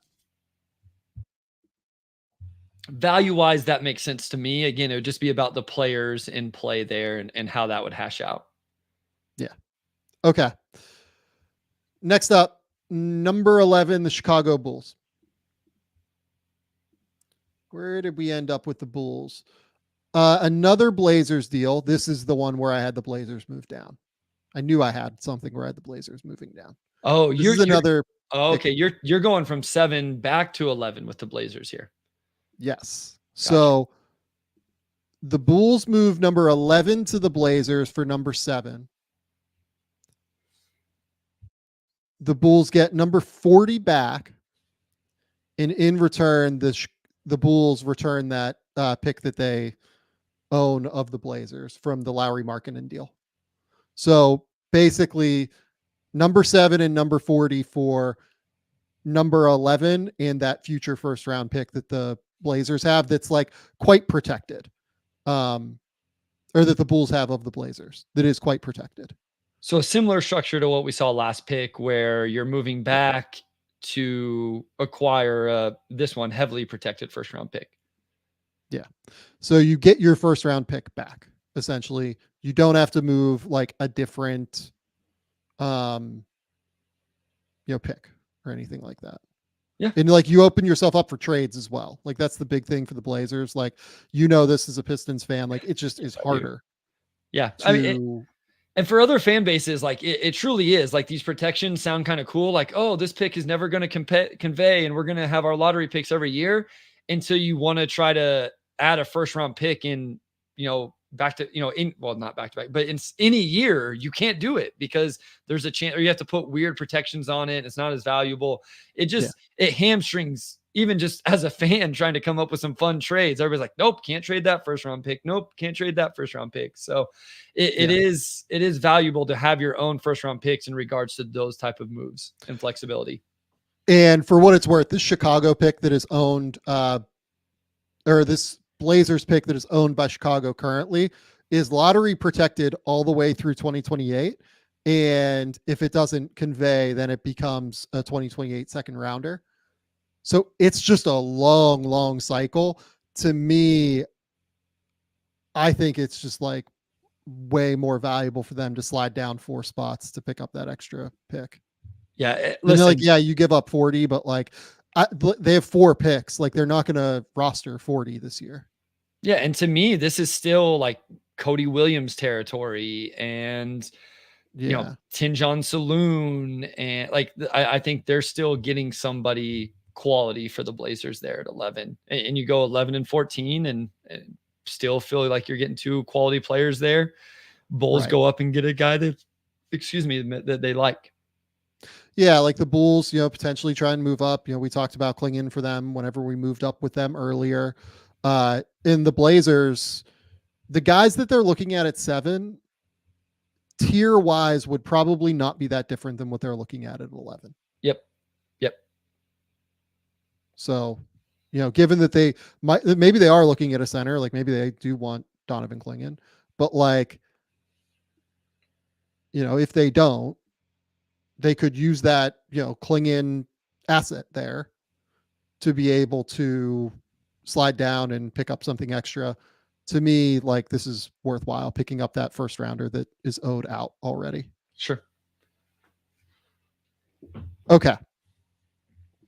Number 12, the Oklahoma City Thunder. I did something with them that I would think is an overpay, but that I think is worthwhile. I moved number 12 and the first rounder that they own from Philadelphia in 2025 to Orlando for Wendell Carter Jr.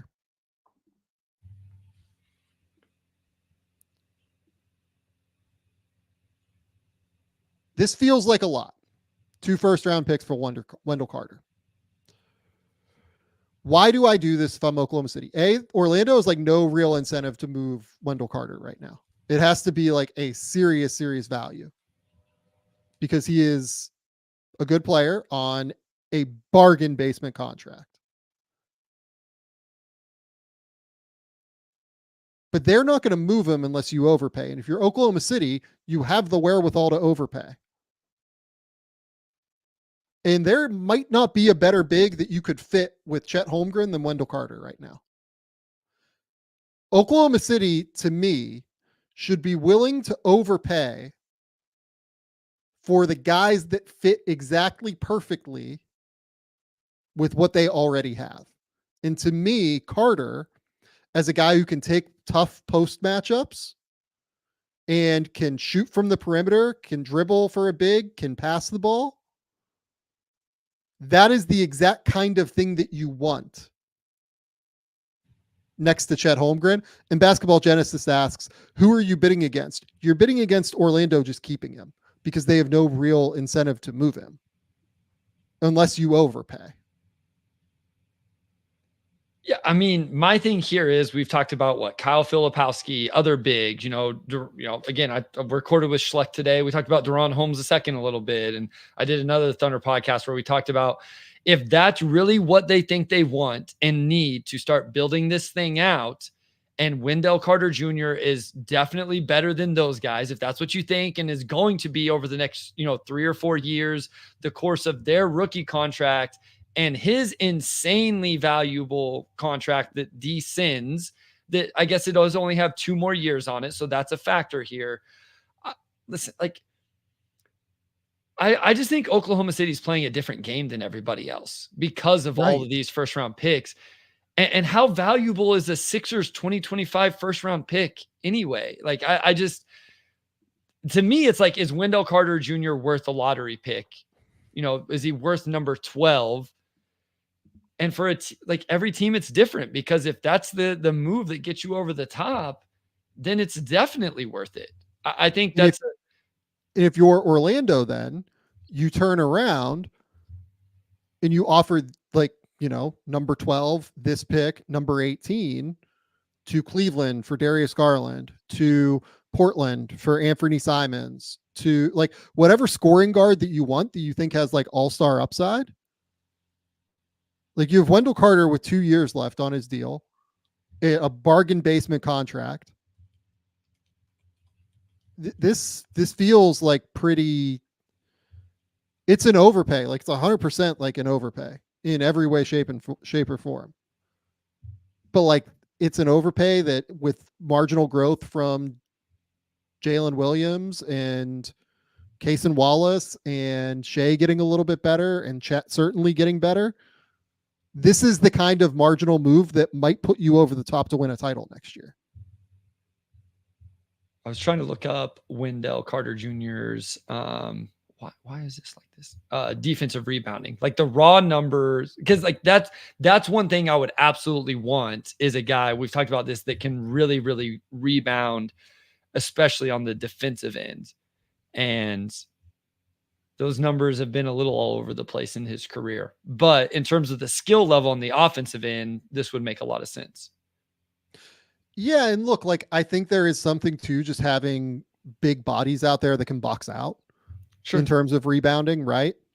I know that Wendell Carter's numbers as a rebounder, he's never been a guy who grabs a crazy number of rebounds, right? Correct. Yeah.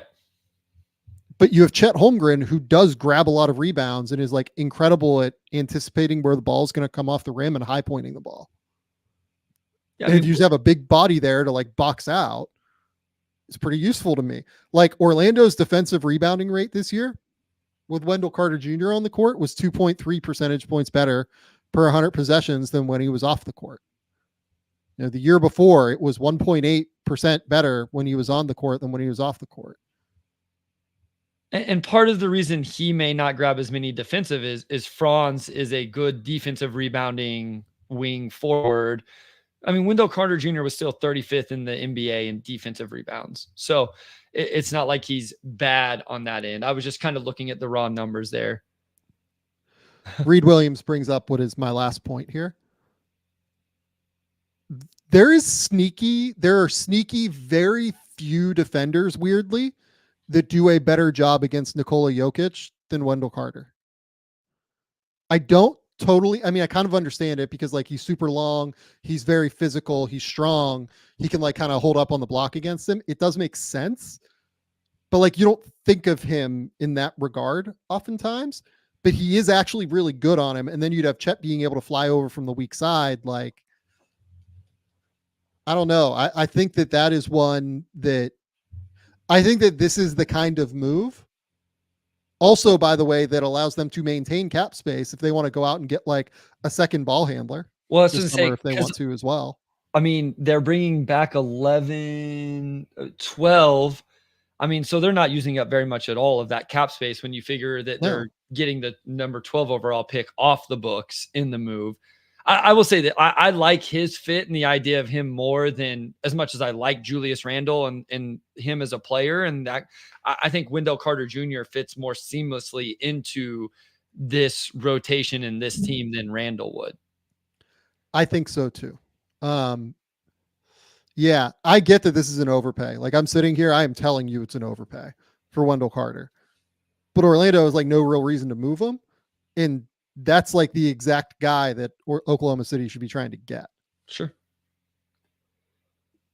Why have all these assets if you don't use them to go get the guys you need and that makes sense and fit? Yeah. So yeah, no, I agree. Okay. Sacramento number 13 is up now.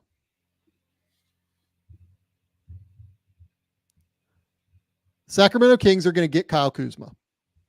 This is our Kyle Kuzma section. Love it. Of the show.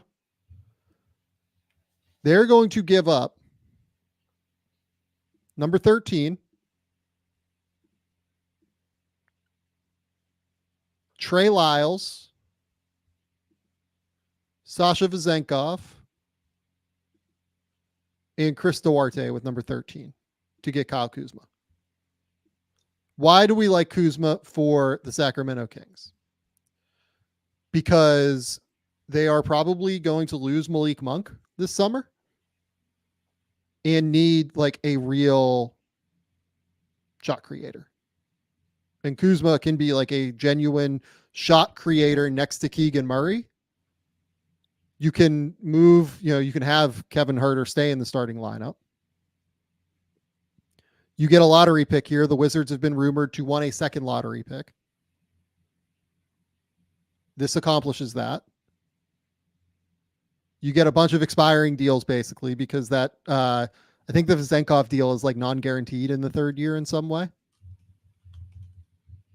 And now you're sitting here with a starting lineup of De'Aaron Fox, Kevin Huerter, Keegan Murray, Kyle Kuzma, Domantas Sabonis.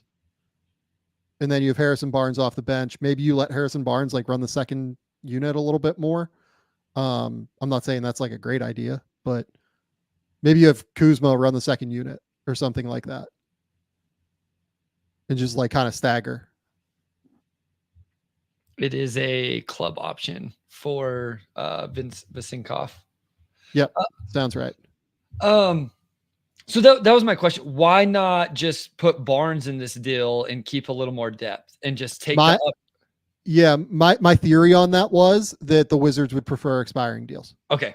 All right. That makes it, because my initial thought is like Barnes and Kuzma, I think, make almost the same money or close, where then you could like, because I think Trey Lyles is sneaky, kind of like a nice little rotation player for the Kings.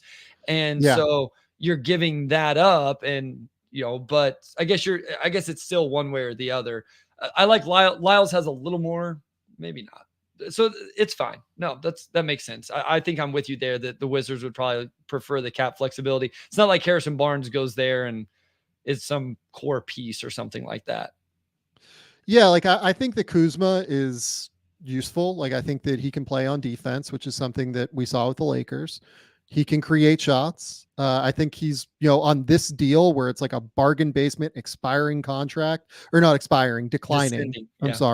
Descending contract. Very, very valuable player for the next 3 years on this deal. And, if I'm the Kings, like I love this idea. Yeah, no, I listen, I am a Kyle Kuzma fan. I like this idea here. And, we're starting to get to some of the pick. I will say this, we like this spot of the draft. We like some of the value. I like some of the players that could be on the board here for the Kings to directly replace Malik Monk, but we're still talking about rookies. So even though I like Devin Carter and Jared McCain and some of those guys, they're still going to be rookies, where Kyle Kuzma is a veteran in this league that is proven to be like you said, be able to go get buckets. Grape Ape brings up the Wizards wanted 2 firsts for Kuzma. His contract's awesome and he's very good. This isn't good for Washington. Yeah, I know they wanted 2 firsts. I don't think 2 firsts is going to be out there for Kuzma. So if you end up getting a lottery pick for him, I think that's pretty good. A lottery pick is probably better than like 2 late first rounders for Kuzma, which is like the best case scenario, right? Yeah, I mean, I would assume that if they got offered 2 first round picks, legit value, like they would have taken that for Kuzma, especially with their roster right now. Yeah. So, yeah. Yeah. Okay. Number 14. We're back to the Portland Trailblazers again. I feel like they're a recurring team on this thing, which isn't surprising because they have many, many picks in this draft.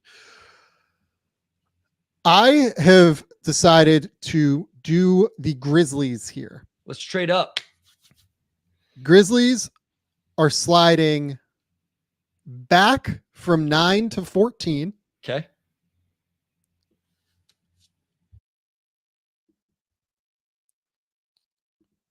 So 9 for 14.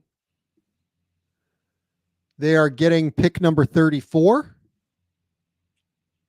And they are getting someone that we both like quite a bit. Dwop Reith is their okay. Interesting. Interesting depth center kind of option. It's not a crazy amount to move back 5 spots. I feel like, maybe they could get something else, but I think that 34th overall pick is like somewhat useful. And I think Dwop Reith on like a bargain basement deal for like a couple of years is really good value because he can definitely play. Yeah, no, he's a solid player. I think this would be like, hey, let's move Santi and some other type of deal. I like this for Portland. I think this will be interesting if this is something they would look into. And I think for them, we've talked about this area of the draft. To me, this is where you really get into some guards at 14 with Devin Carter, with Rob Dillingham, with Isaiah Collier, Jared McCain, some like Filipowski as a center.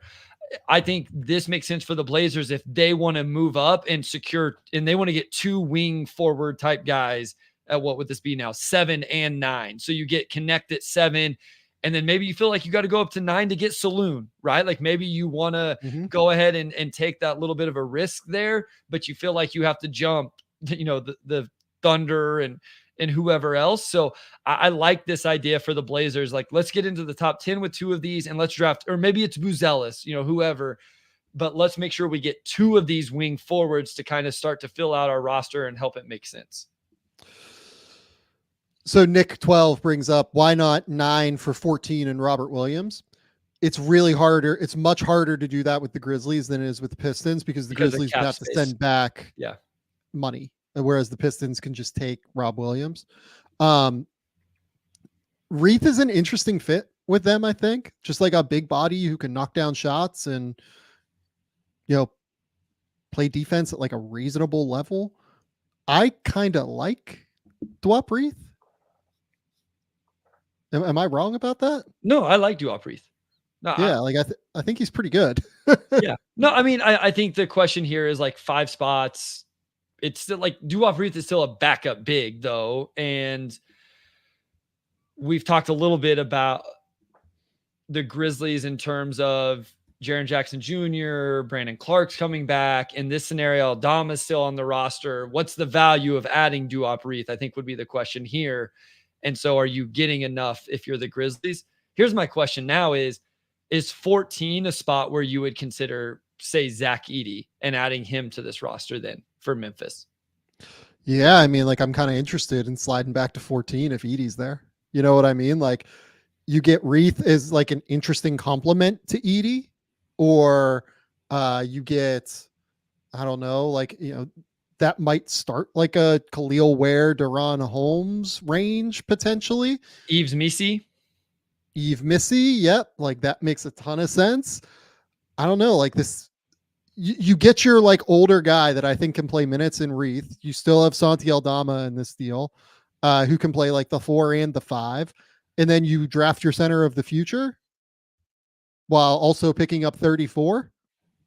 I don't know. That gives them a lot of options, I think, moving forward. And I think going back to 14, all of those guys we mentioned are probably going to be there. And so like, this is definitely something that they could do in terms of moving back. Yep. Okay. Number 15, we're going to speed up now a little bit because we're through the lottery.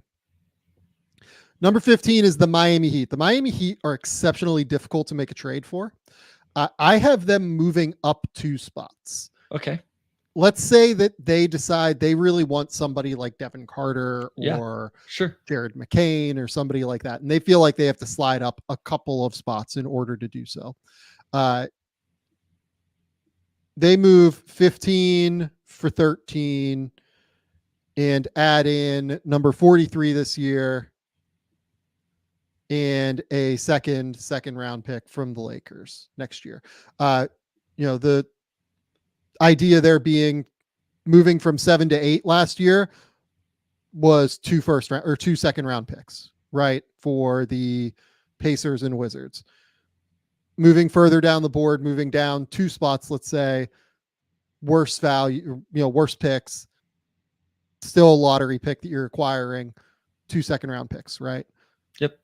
The problem with Miami is very difficult to like come up with deals for, because I thought that they'd be more likely to move up than move down in order to get somebody.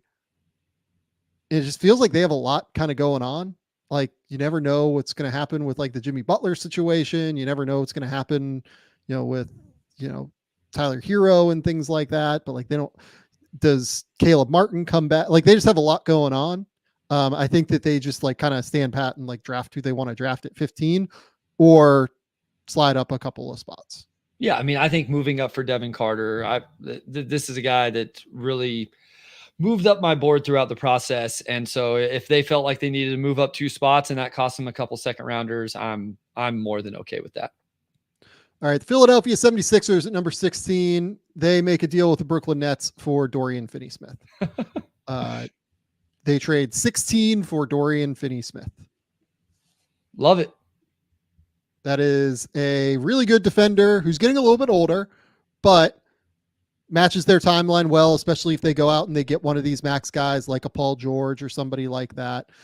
This pick, like, they might have to go out and use on like Brandon Ingram potentially, depending on what's available. But yeah, like, let's say they get their star guy and they use this as a pick to go out and like help the rest of the roster, basically, by going to get Dorian Finney-Smith. And again, remember, they have cap space, and so that they can just absorb that contract. We don't have to they don't have the matching salary to go back. The other thing that would be interesting, like a team like them, and it could be other teams too, like maybe the Sun, like, would they want to trade? Would the Knicks want to move up and the Sixers move back? Bryce. Okay. Hold on, because you better believe that we have some interesting moves there as well. Okay. Perfect. The big forehead brings up Devin Carter has been reported to have a lottery promise. Any chance that is Miami? I'll say this on the podcast as well. I tweeted this out last night. I'm not saying Devin Carter does not have a promise. I would find it very strange if he does, because he is currently not acting like any player who has ever had a promise before. He worked out for what I can say is a non-lottery team yesterday. He has another workout today with a lottery team. So I don't think, if you were Devin Carter and you had a promise already, that you would be, or a lottery promise particularly, that you would be working out with a non-lottery team. That report doesn't really hold water to me. I've had like people ask me about it. It just doesn't really hold water to me right now. And I'm not saying that he won't get one eventually. It wouldn't stun me at all. He's going to go into all these workouts and like blow the doors off the place. He is an unbelievable player, an unbelievable competitor. And that is like the exact setting where he would be incredible, because he has like an endless motor. He has incredible athleticism. He's really working on the shot, like at a super high level. I think he's going to go into workouts and like blow the doors off the place. But it would be pretty staggering for him to have a lottery promise based on the way that his pre-draft process is currently operating. My pulse is there's a lot of lottery interest, but not like an outright promise. So I would agree. Yeah. Yeah. Like, and the big forehead asks, any chance that's actually Miami? Wouldn't stun me at all if Miami loves him and has told them that they will take him. That's not a lottery promise. Yeah. So like, that's not the report. Yeah, just kind of wanted to lay that out a little bit. Sure. Okay. We're on number 17. We're going to stick with the Nets and we're going to stick with Dorian Finney-Smith. And just real quick, this is officially the Lakers pick. The Pelicans have made that decision. They had to make it by June 1st. This is the Lakers, and the Pelicans will take the Lakers pick next year. That is correct. So my idea here is, what all do I have here? Dorian Finney-Smith, Day'Ron Sharpe, and a second round pick in 2026. Okay. For number 17, Rui, and Christian Wood if he picks up this $3 million player option, which I think he should, for what it's worth. I think that he should pick that up. The reason you have to throw Wood in is financially, they need a bunch of money. They need like a little bit of money to be able to make that work, because the Lakers, I think, are a second apron team, right? Or not a second apron team. They might be a first apron team. Finney-Smith is a better fit for star players around him than what Rui is. But if you're the Nets and you're still trying to like acquire star talent and everything like that, replacing Dorian Finney-Smith with Rui might be like a little bit attractive to you as just like a talent for talent replacement, right? Yep. You get Day'Ron Sharpe, who's a guy that can come in and like play real minutes as a big. I think he can play like 20 minutes a night, pretty easy. Rebound the hell out of the ball, really pass it. Yes. And then because you're getting Sharpe and you're getting a better fit, the Lakers give up 17. I think that really lengthens the Lakers' rotation. I think that's like kind of a useful idea. Like, why would the Nets want Rui? I mean, Rui's not a bad basketball player, is why the Nets would want Rui. Like, if their goal is to contend and like continue to try and like compete a little bit, or like try to be in the middle so that they can go get a star eventually, having number 17 and like a reasonable approximation of what Finney-Smith brings as a younger player, even though he's not as good defensively and not as good of a shooter. Rui is still like an NBA player that's like a good rotation player. And I would think the Nets would like to replace Dorian Finney-Smith with a decent player, basically. Do you think Dorian Finney-Smith in a vacuum by himself? Well, we just traded him for a first round pick. So I guess that we could easily just do Dorian Finney-Smith for 17. But the problem is that you then have to add, for the Lakers to make that work, you have to add in salary matching. And the way that you have to do that is with Rui. And I think this comes down to Day'Ron Sharpe and for Rui then for the Nets, based off what we did the last trade.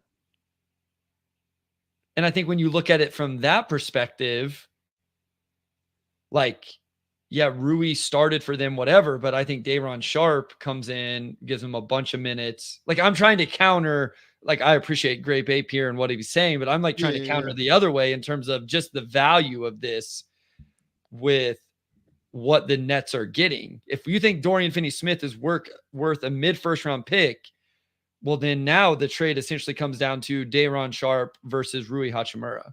I mean, we can add in like Jalen Hood-Schifino if you want. Does that make things better?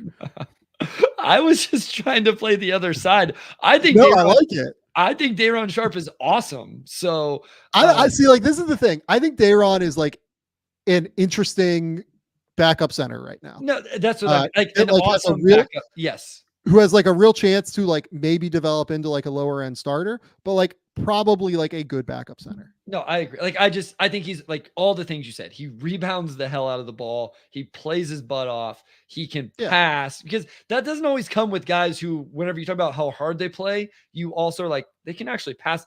Daron Sharp can really pass the ball. And so I just think he on the Lakers provides real value. And if Dorian Finney-Smith can make up for what Rui is giving right now, and maybe better, because I agree with you, just playing off of stars, Daron Sharp then being a part, like you get two real rotation players if you're the Lakers right here. But to your point though, about like, could you do just like Dorian Finney-Smith for 17, right? You can't really do it because Rui then would have to go that way. And I think Rui and 17 for DFS is too much. It's probably too much. Yeah. And it doesn't actually help the Lakers because they need like depth, like they need bodies that they can throw out. Plus, like the Nets are going to score 1,000 points between Cam Thomas and Christian Wood. Moving on. Number 18. I tried to get the Orlando Magic their scoring guard. Okay, let's do it. I chose Anthony Simons, and I want to hear like what you think Anthony Simons' value is. Basically. I like it. Because I struggled with this one quite a bit, and I don't really have an answer. I sent them Anthony Black and number 18. Do you think we need more? My initial reaction was yes. So a top 10 pick and a top 20 pick for Anthony Simons, basically.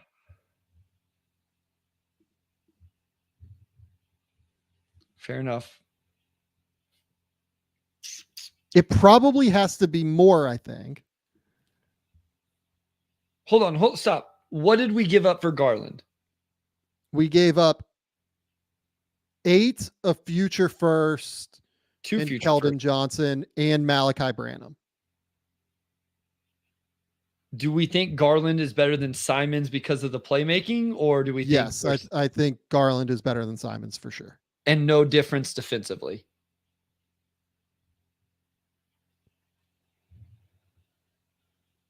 Not really.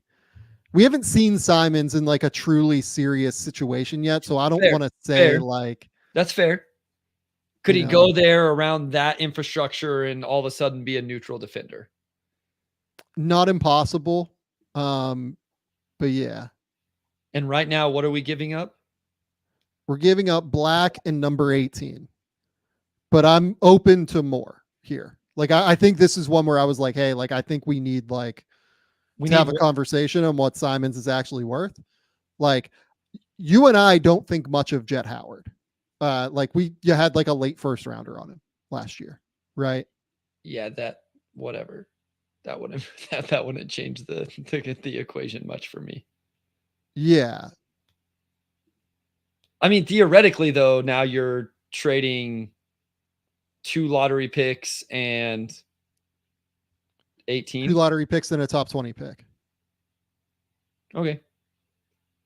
I think this is a really cool idea for Orlando. Right? Like this is, even if he's not great defensively, you still have Jalen Suggs and the defensive infrastructure around that. Like,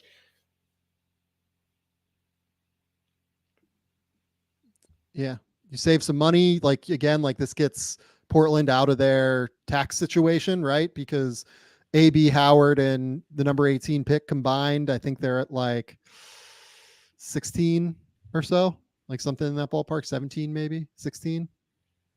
Is Orlando good to do this cap wise? Oh yeah. Yeah, because they have cap space. Yeah. They're one of the ones way over the top, okay, or way under the.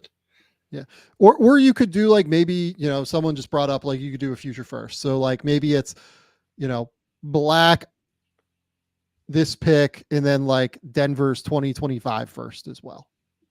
You know what I mean? Yeah. Like, so now you're a lottery pick, top 20 pick, and a top 30 pick.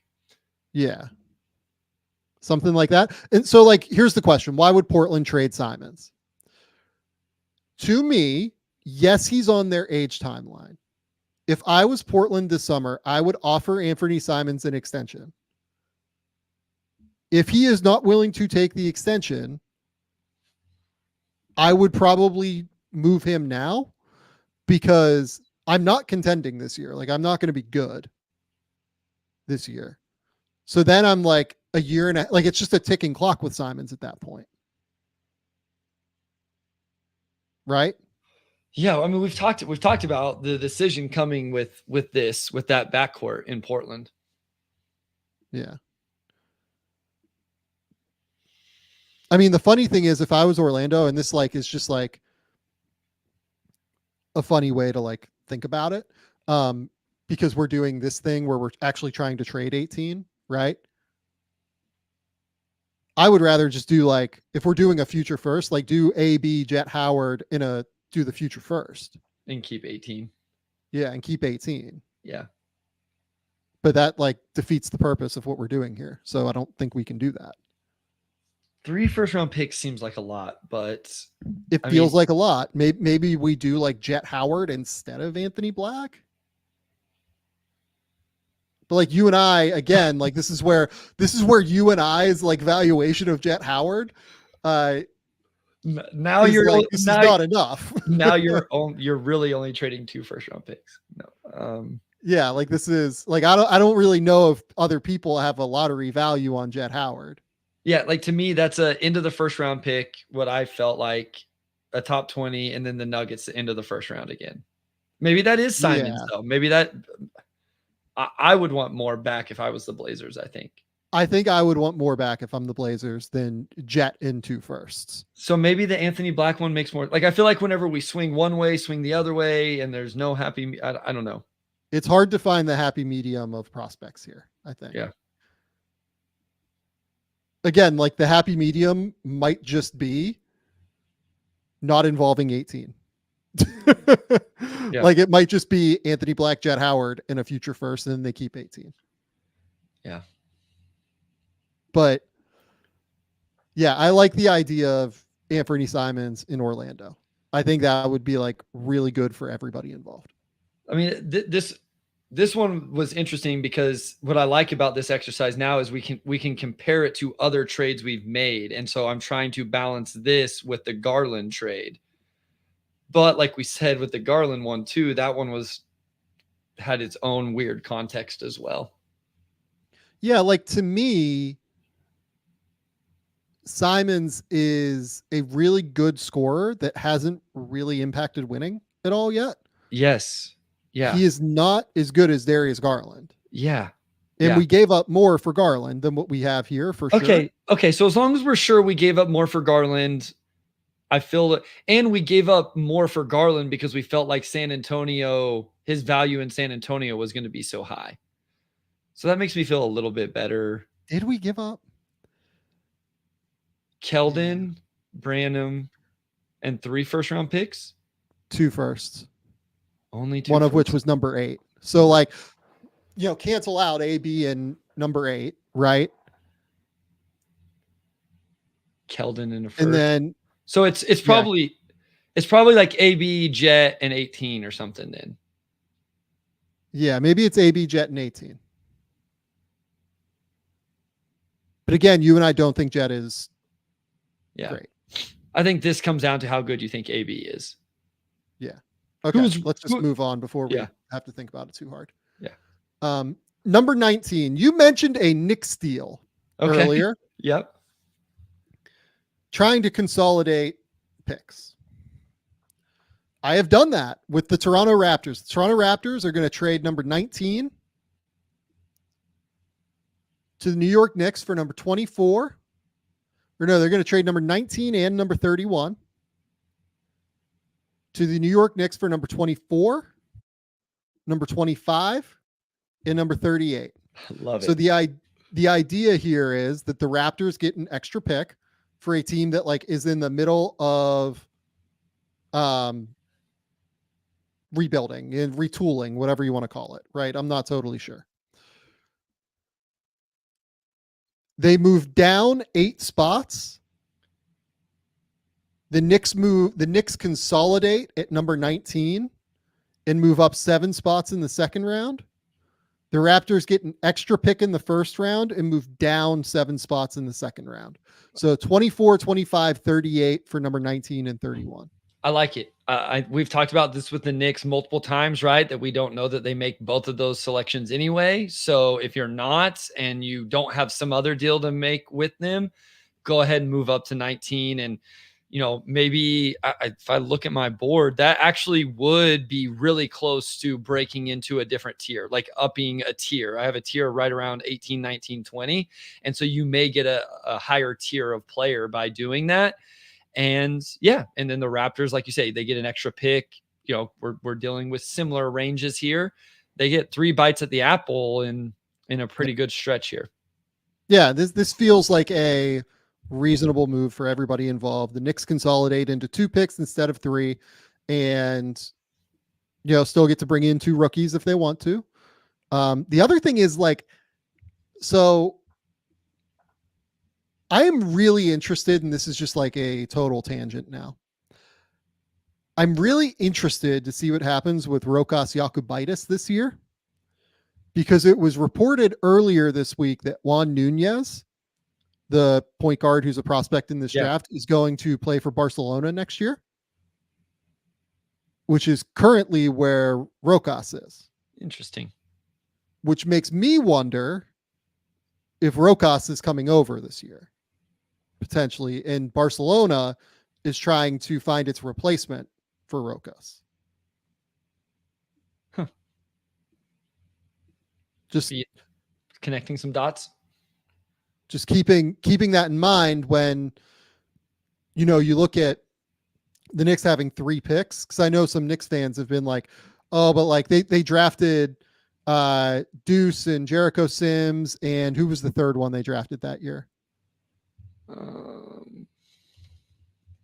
was Deuce, Jericho Sims, and a 3rd draft pick that year, and they brought them all in. The Tibbs has been willing to bring in 3 rookies before. I'm wondering if it might be 4 rookies with Rokas potentially if he comes in.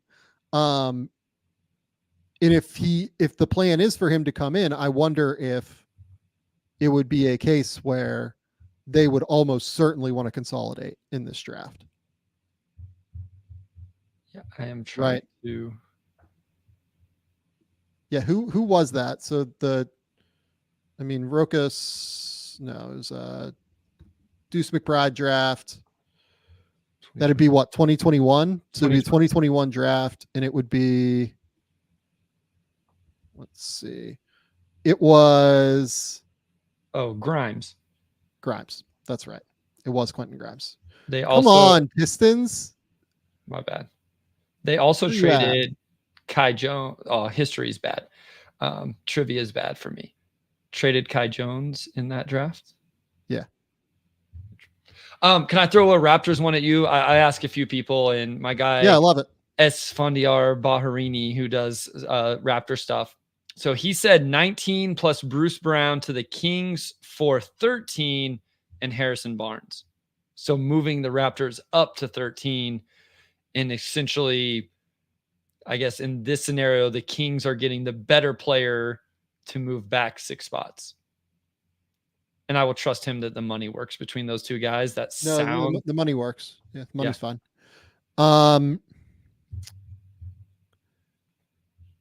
Interesting. I was trying to figure out a way to do Bruce Brown for what it's worth. That's an interesting way to think about it. Let me give you another one, and you can decide. He also said 19. And hold on. The idea I like the Bruce Brown one is that Bruce can be the replacement for Malik Monk. Okay. I think that's what he's going for. The problem is that the Kings would then have to make another move because I think that they actually need the size a little bit more than they need the guard. Sure. So if you could rope in like a 3rd team there, I'm kind of interested, but I think you would need you need to find the bigger wing too. So then he also did 19 and Bruce Brown for 11 and the Lonzo Ball contract.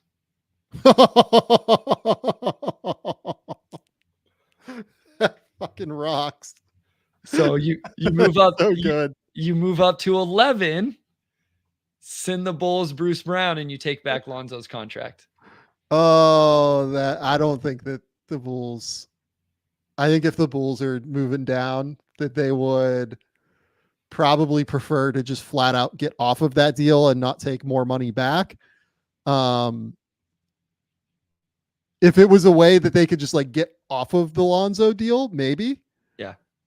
But you're taking back 23 million as it is. So I think probably not.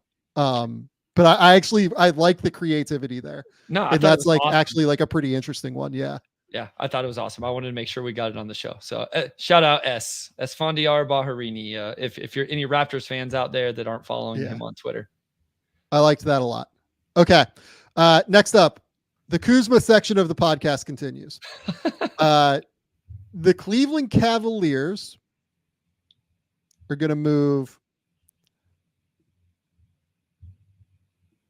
I actually had somebody, a Cavs guy, submit one to me, so I really hope you do the same. Please tell me you're trading Karis LeVert in 20. Karis LeVert in 20. You have to throw in Dean Wade too, I believe, to make the money work. Why are you on the Kings? I'm an idiot because it's the Wizards. Because we traded him to the Kings earlier. That's right. I'm already thinking he's on the Kings. It makes sense for him to be on the Kings. Yeah, Karis LeVert, Dean Wade for Kyle Kuzma. You throw in number 20 to the Wizards. Yep. And then I threw in 3 additional second-round picks. Okay. So my guy, Bob Schmidt, who does a Cavs podcast, I text him. He actually threw a couple different at me, but this was my favorite. And he had, he just gave the bones, but he said LeVert and 20 for Kyle Kuzma. I'm an idiot. LeVert and 20 for Kyle Kuzma. I mean, sure. Well, that was just the bones. Like you said, I know you said you had to add in Dean Wade to make the money work, and yeah, like that makes sense to me. The thing is, I think at number 20, I would bet you that there is a better offer for Kuzma than 20. So I threw in 3 additional seconds and then LeVert and Dean Wade. But yeah, it's the kind of idea I'm doing. And if I'm the Wizards, I prefer the Kings deal. I was gonna say, because we got 13 for Kuzma earlier. So yeah. Yeah, like this is, I would love to do this if I was the Cavs. Like we talked about different kind of iterations of getting Kuzma to the Cavs previously. Yeah, like this is like the absolute floor I can see the Wizards taking for Kuzma, and I don't think that they would. Yeah. Okay. Things that were very difficult to come up with. A New Orleans Pelicans deal. Did you find one? Let me look what I have here. Why did you not try Jarrett Allen to the Pelicans? Could you not get him there? I mean, I could, I guess. Let's go on the fly here. So what I did was I moved the Grizzlies down to 21 and picked up an additional first. Was my idea. Ooh, let me check something. Because that just happened in a mock I did. What was the actual trade? How'd you do it? What was the mechanism? I used the Milwaukee first that the Pelicans have still in 2025. Yep. And then I think I also used the swap rights that Milwaukee has in 2026.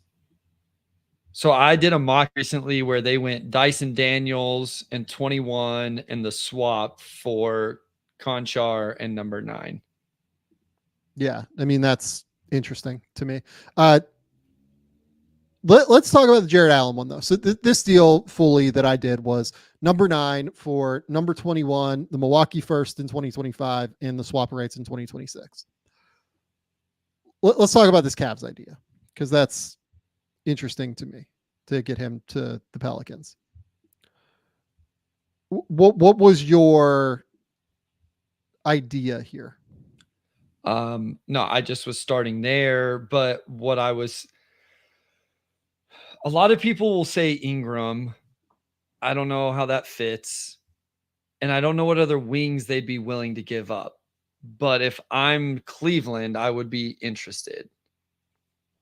Is it just Allen for Ingram and then fill in whatever direction it needs to go?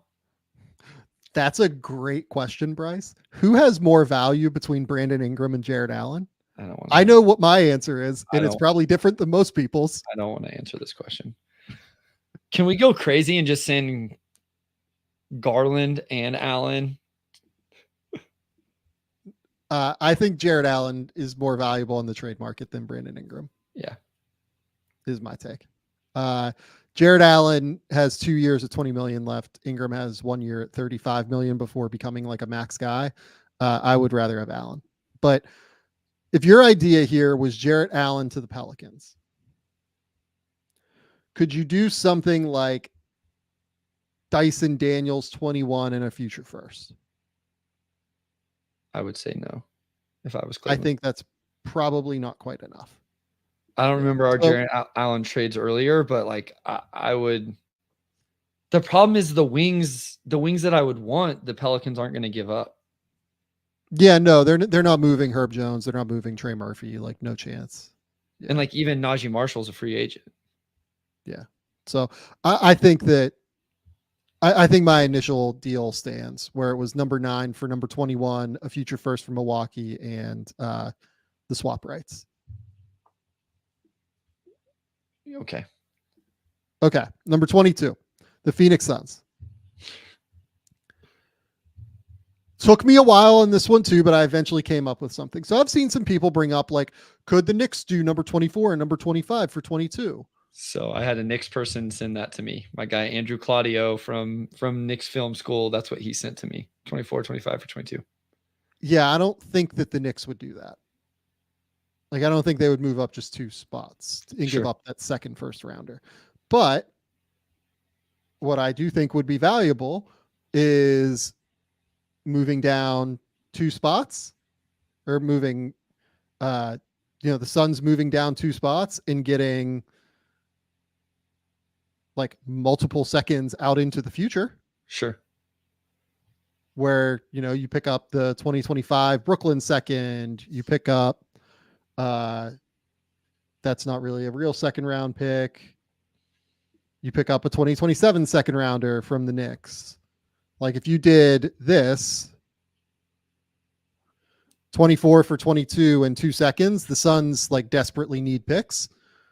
That's somewhat valuable for the Suns. Well, let's just say, like, this seems like peanuts for a lot of teams and organizations, but for the Suns, this is valuable because either you can attach those second round picks onto other trades, or maybe at some point you actually make them and help build out your roster with some cheaper young talent. Whichever way, this is a Suns team that could use those. And like you said, moving back 2 spots, I mean, I am fully in a tier of guys where, it goes, 15 to 18 spots deep. And so I would be comfortable with that. It's not 50, probably about 15, where I'd be comfortable moving back 2 spots. Going back to the Pelicans, the big forehead brings up, you could use the OKC model. New Orleans overpays for Wendell Carter. Interesting, but like the reason it works for the Thunder is because they have so many more picks even than New Orleans does. Yeah, that's an interesting name though. I like the name. It's a great name for them. It's just like, again, Orlando, I think, like, would you do Jordan Hawkins and 21 for Wendell Carter? What did we do earlier? 2 first round picks. We did 12 and a 25. Yeah. I mean, I like Jordan Hawkins a lot. So yeah, I probably wouldn't do that if I'm the Pelicans because I don't have as many assets as the Thunder do. What about Naz Reid if the Minnesota was actually going to trade him? Yeah. Is that a good fit next to Zion or not enough defense? I think it's a good fit. It's just like not enough defense. And I don't know. I just didn't think that they were going to move him at the end of the day. Sure. I know we talked about that, like that they should consider it, but maybe they would. I don't know. Okay.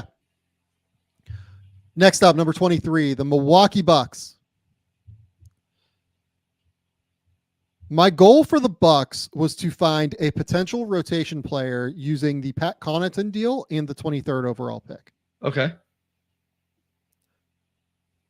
So I went back to your beloved Pistons. Is there a rotation player on the Pistons? I'm not totally sure. But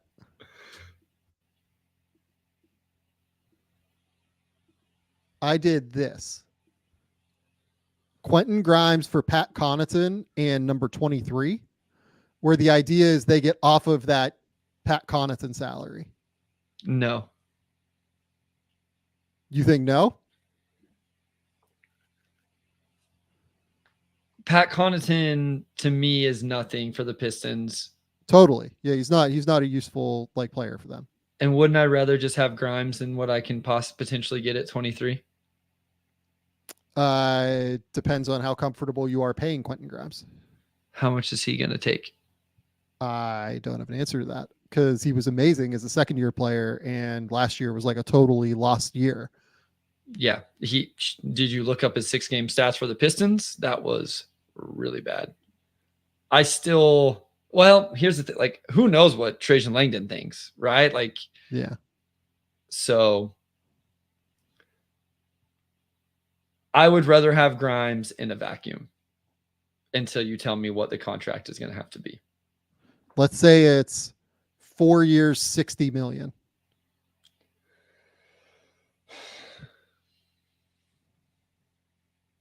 I'm less in the vacuum. I don't want to add another young player to this roster though. I want some dudes they need some dudes that can go play. So it was hard to find the answer to this, like the Connaughton, can you find the cheap role player, right? Like Corey Kispert is, better than Quentin Grimes is, like value wise, at least right now. Yeah. Right. But they can't just like use 23 to get off of the Pat Connaughton deal because they need to use the Pat Connaughton deal to go get somebody like useful. The other name I came up with was Javon Carter. Like, could you do Javon Carter for Pat Connaughton and then like swap 23 for their second? But they don't have a second. Shit, I thought they had a second. I thought they had like 42, but they don't. So no, like this doesn't work either. It'd almost have to be like Connaughton in 33, and this defeats the purpose of the exercise. And you can't add Portis in there anywhere because you can't replace Portis. Right. Unless, yeah. You could move him to, that's another New Orleans spot would be Bobby Portis, but like at that point it would be pretty hard. Yeah. So yeah, my idea was like try to use Connaughton and to like, or use 23 to get off the Connaughton deal and get like a decent player. But like the Bucks also need Connaughton's deal for salary matching in trades to be able to go get the guy that they want. Yeah. So like you can't just dump it. It has to be for something reasonable. It's just like I don't know what that reasonable is on the market.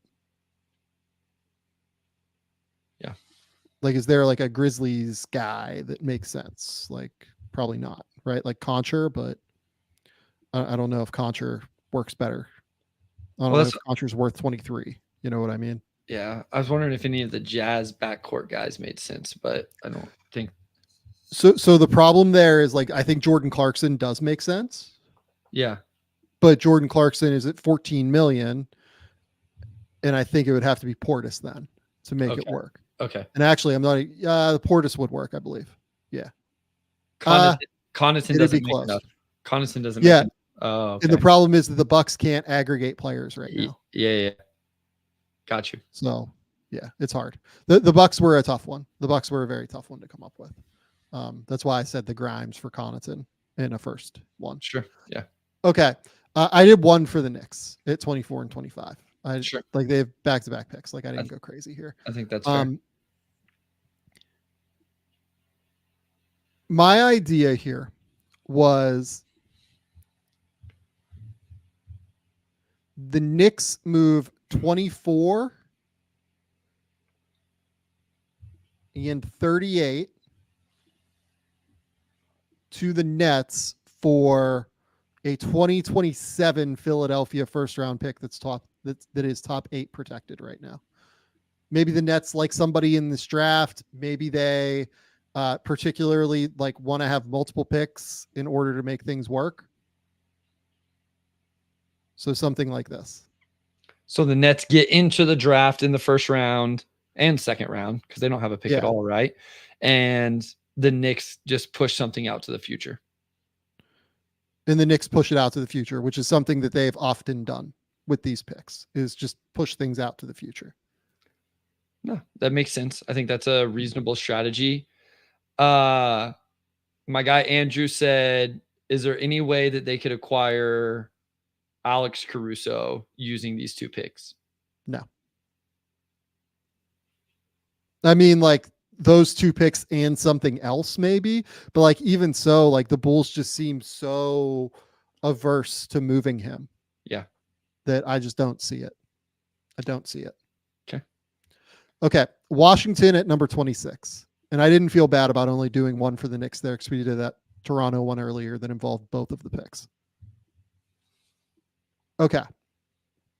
Washington at number 26 is a deal with the Oklahoma City Thunder, where I moved number 26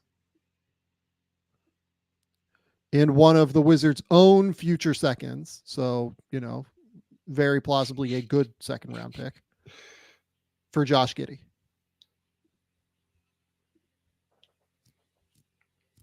Will Dawkins draft was a big part of the room that drafted Josh Giddey in Oklahoma City. Now currently the general manager with the Washington Wizards. You get number 26 and a future second for Giddey. That feels like it's about the price point, to be honest with you, with where Giddey is right now and where the playoffs kind of ended with him. This feels like a reasonable offer for Giddey. Yeah, like I think that's where I'm at as well. I don't know that the value is a whole lot. It probably feels crappy as a Thunder fan based on where you drafted him. I like this for Josh Giddey in terms of going to Washington. I like this for Washington in terms of getting an on-ball creator. This would also open up even more. How much more cap space is that for what's Giddey's on the books for? Like 6.5, but the big thing is that he's extension eligible this summer. Or So, it's 8.3 for Giddey, but yeah, it's 8.3 for this year. I think they have a exception that they can use to take him in, and late first round pick and a second. I think that's about what Giddey's value is right now. And like I say, for Oklahoma City, it just opens up even more flexibility, more cap space, more draft capital to figure out how you're going to replace him in the starting lineup, who that person is and how you're going to go about it. Yeah. Yeah. I mean, like maybe you could try and move him for I'm sure that what their goal will be is to move him for a future first, but I don't know how amenable teams will. I think it would be a heavily protected future first. Yeah. If they were to move him. And they're not going to extend, they're not extending him this summer. There's just no way.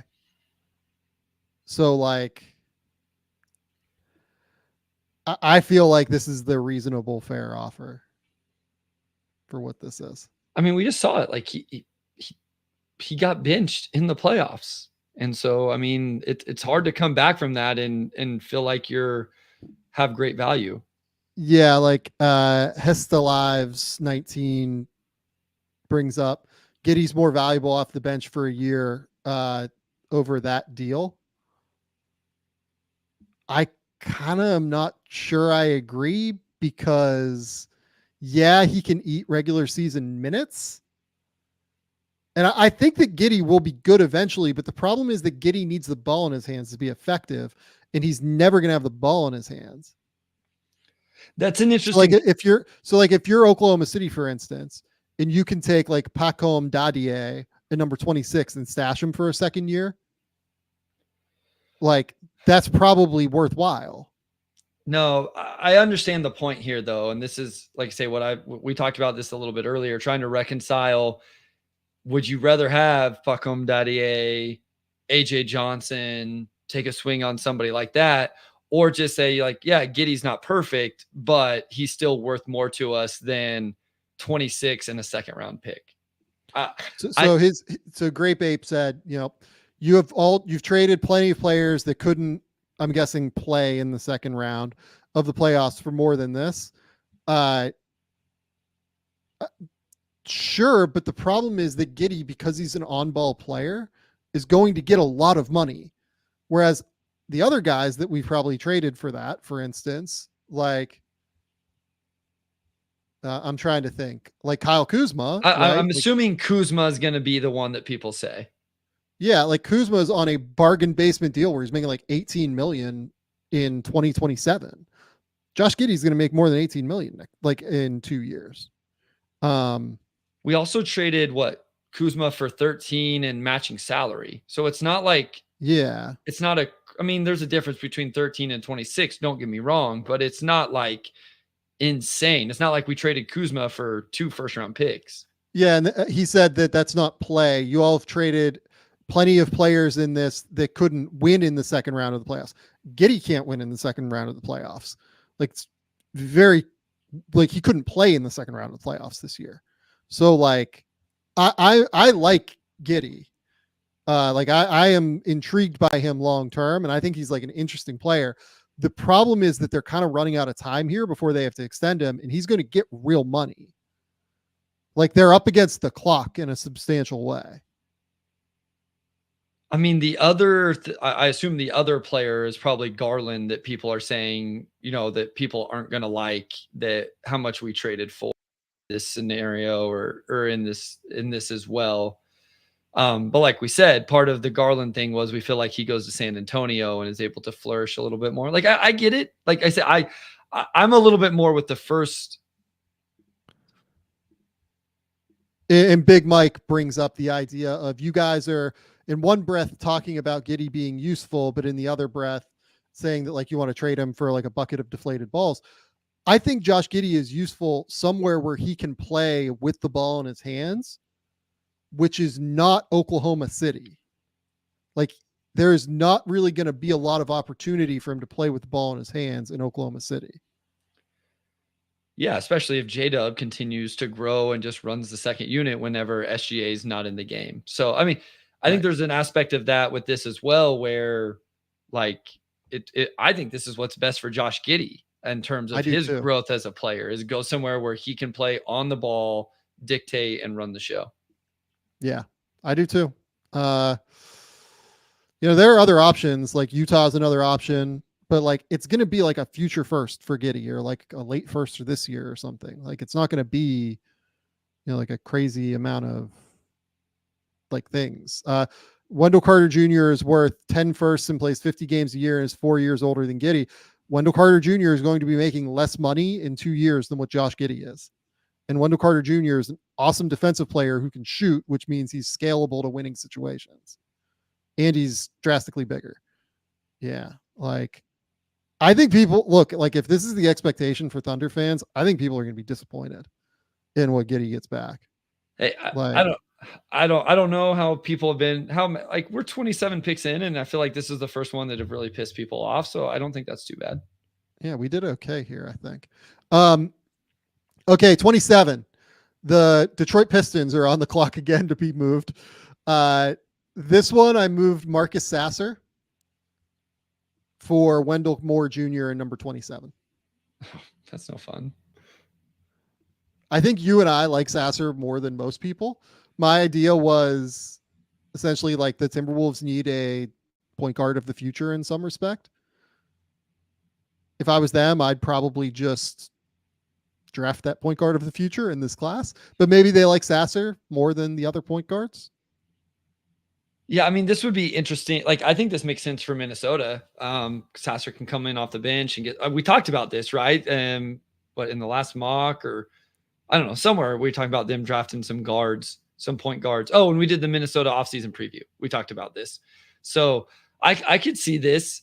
For Detroit, it's like, does Sasser not make sense? And we want to retry at the end of the first round. So I wouldn't personally want to do that. But for, like, again, from Minnesota's side of it, if you could get Detroit to take the bait on that, then sure.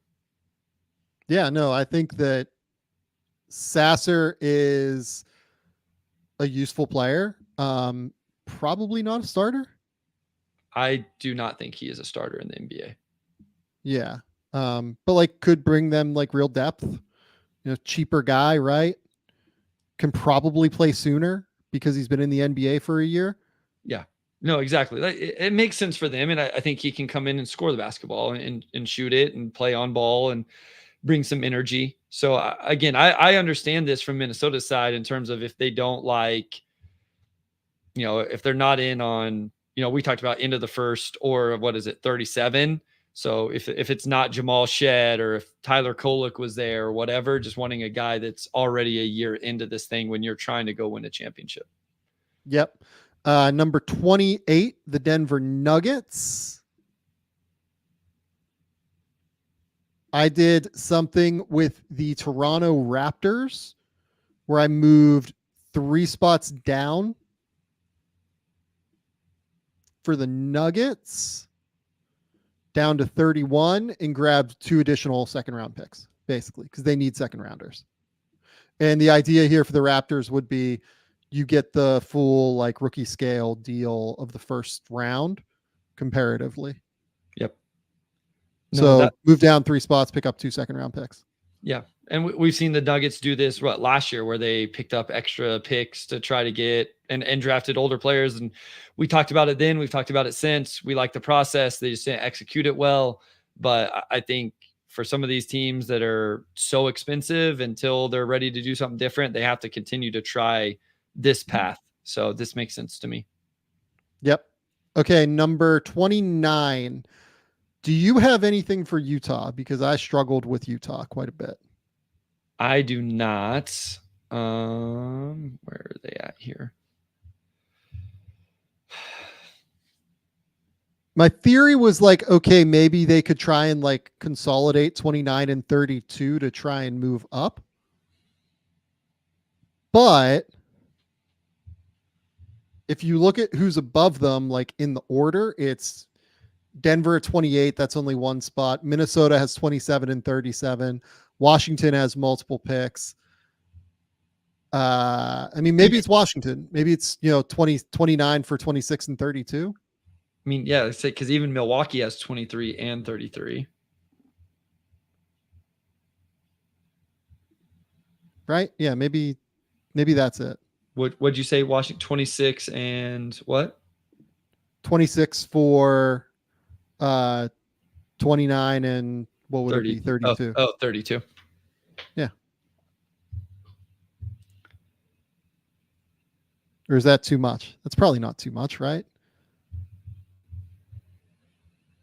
29, 32 for 26.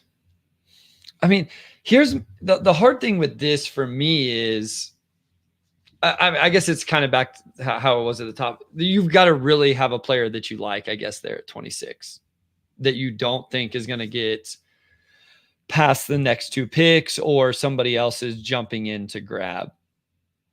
Or what is Utah's?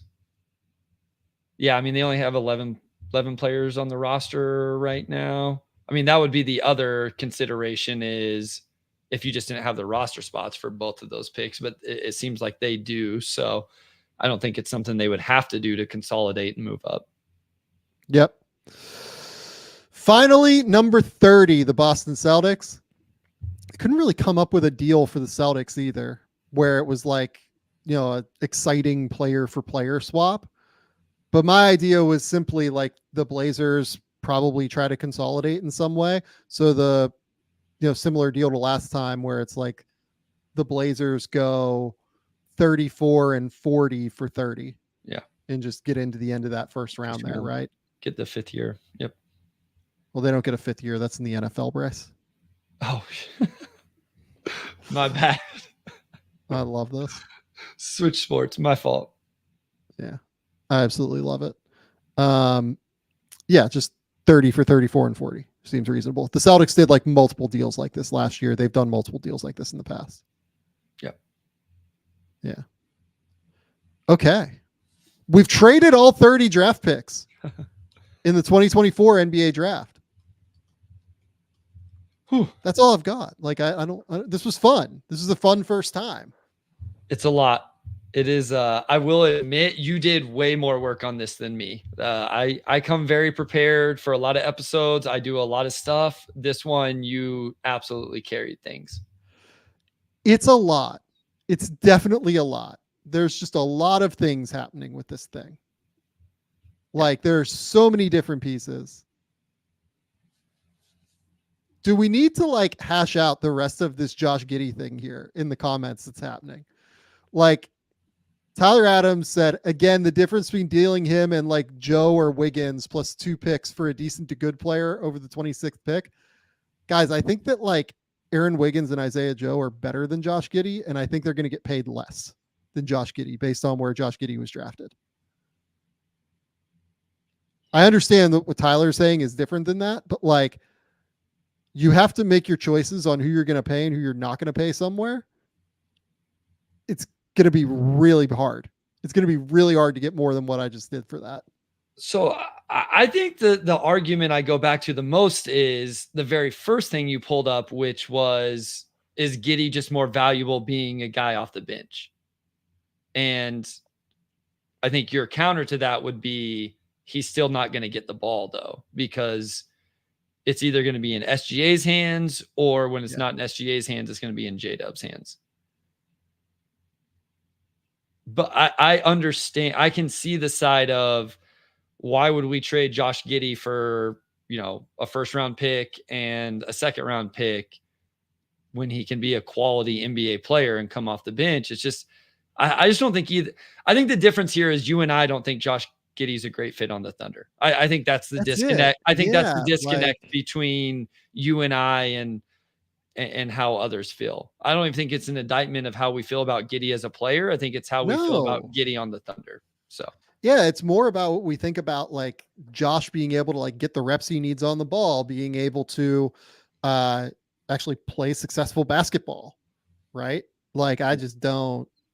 Yeah, I don't. And like, Oklahoma City is not paying. Like, there's no way Oklahoma City is going to be the one to pay him this summer. Like, if they would keep him somehow and like he'd go and ball out, like, I think it'd be different. But I don't know, man. I think they probably move him this summer. Is kind of where I'm at. Yep. Okay. Bryce, tell the people where they can find your work. Tell the people what's going on. Yeah, just follow on Motor City Hoops on Twitter. You can find draft scouts, mock drafts, podcasts, everything I do over there. That's the easiest thing to do. And if I'm, not there, I'm here. Game Theory Podcast with Sam Vecenie. Go to The Athletic. Keep me employed over there. Bryce and I will be back tomorrow because the NBA Finals start tomorrow. Almost forgot. We didn't even talk about one of those teams at all. The other one, very little. Versus the Dallas Mavericks. I'm excited. It's going to be great. It's going to be super exciting to see what this series is. I have no idea who's going to win. This is like one of the toughest finals to call in a while. I think I would pick Boston, but like, this is just like a crazy finals that's going to be great. I'm pumped. I think this is going to be awesome. I went Mavs in 7 on a podcast earlier today. I went with my heart instead of my head, because I feel like Boston is the team that I always talk about of they've had the heartbreak. They've got there. They didn't make it break through. Dallas is not that team as much, at least with Luka. And, obviously Kyrie has been there, but I think the Mavs have the best player in the series, and I think they're playing really well right now. And so I anticipate to be wrong, but I said it and I'm not going to backtrack. So I love it. I absolutely love it. Keep it locked here. We'll be back later this week with more, aka tomorrow night, with finals coverage. Then on Sunday, and I'm going to prep Bryce for this now. Okay. We will probably do an actual mock draft. Cool. Where like we project how this thing's going to go instead of doing our silly like all trades mock draft. Come support the show. Hit the subscribe button. Hit the like button if you're still here.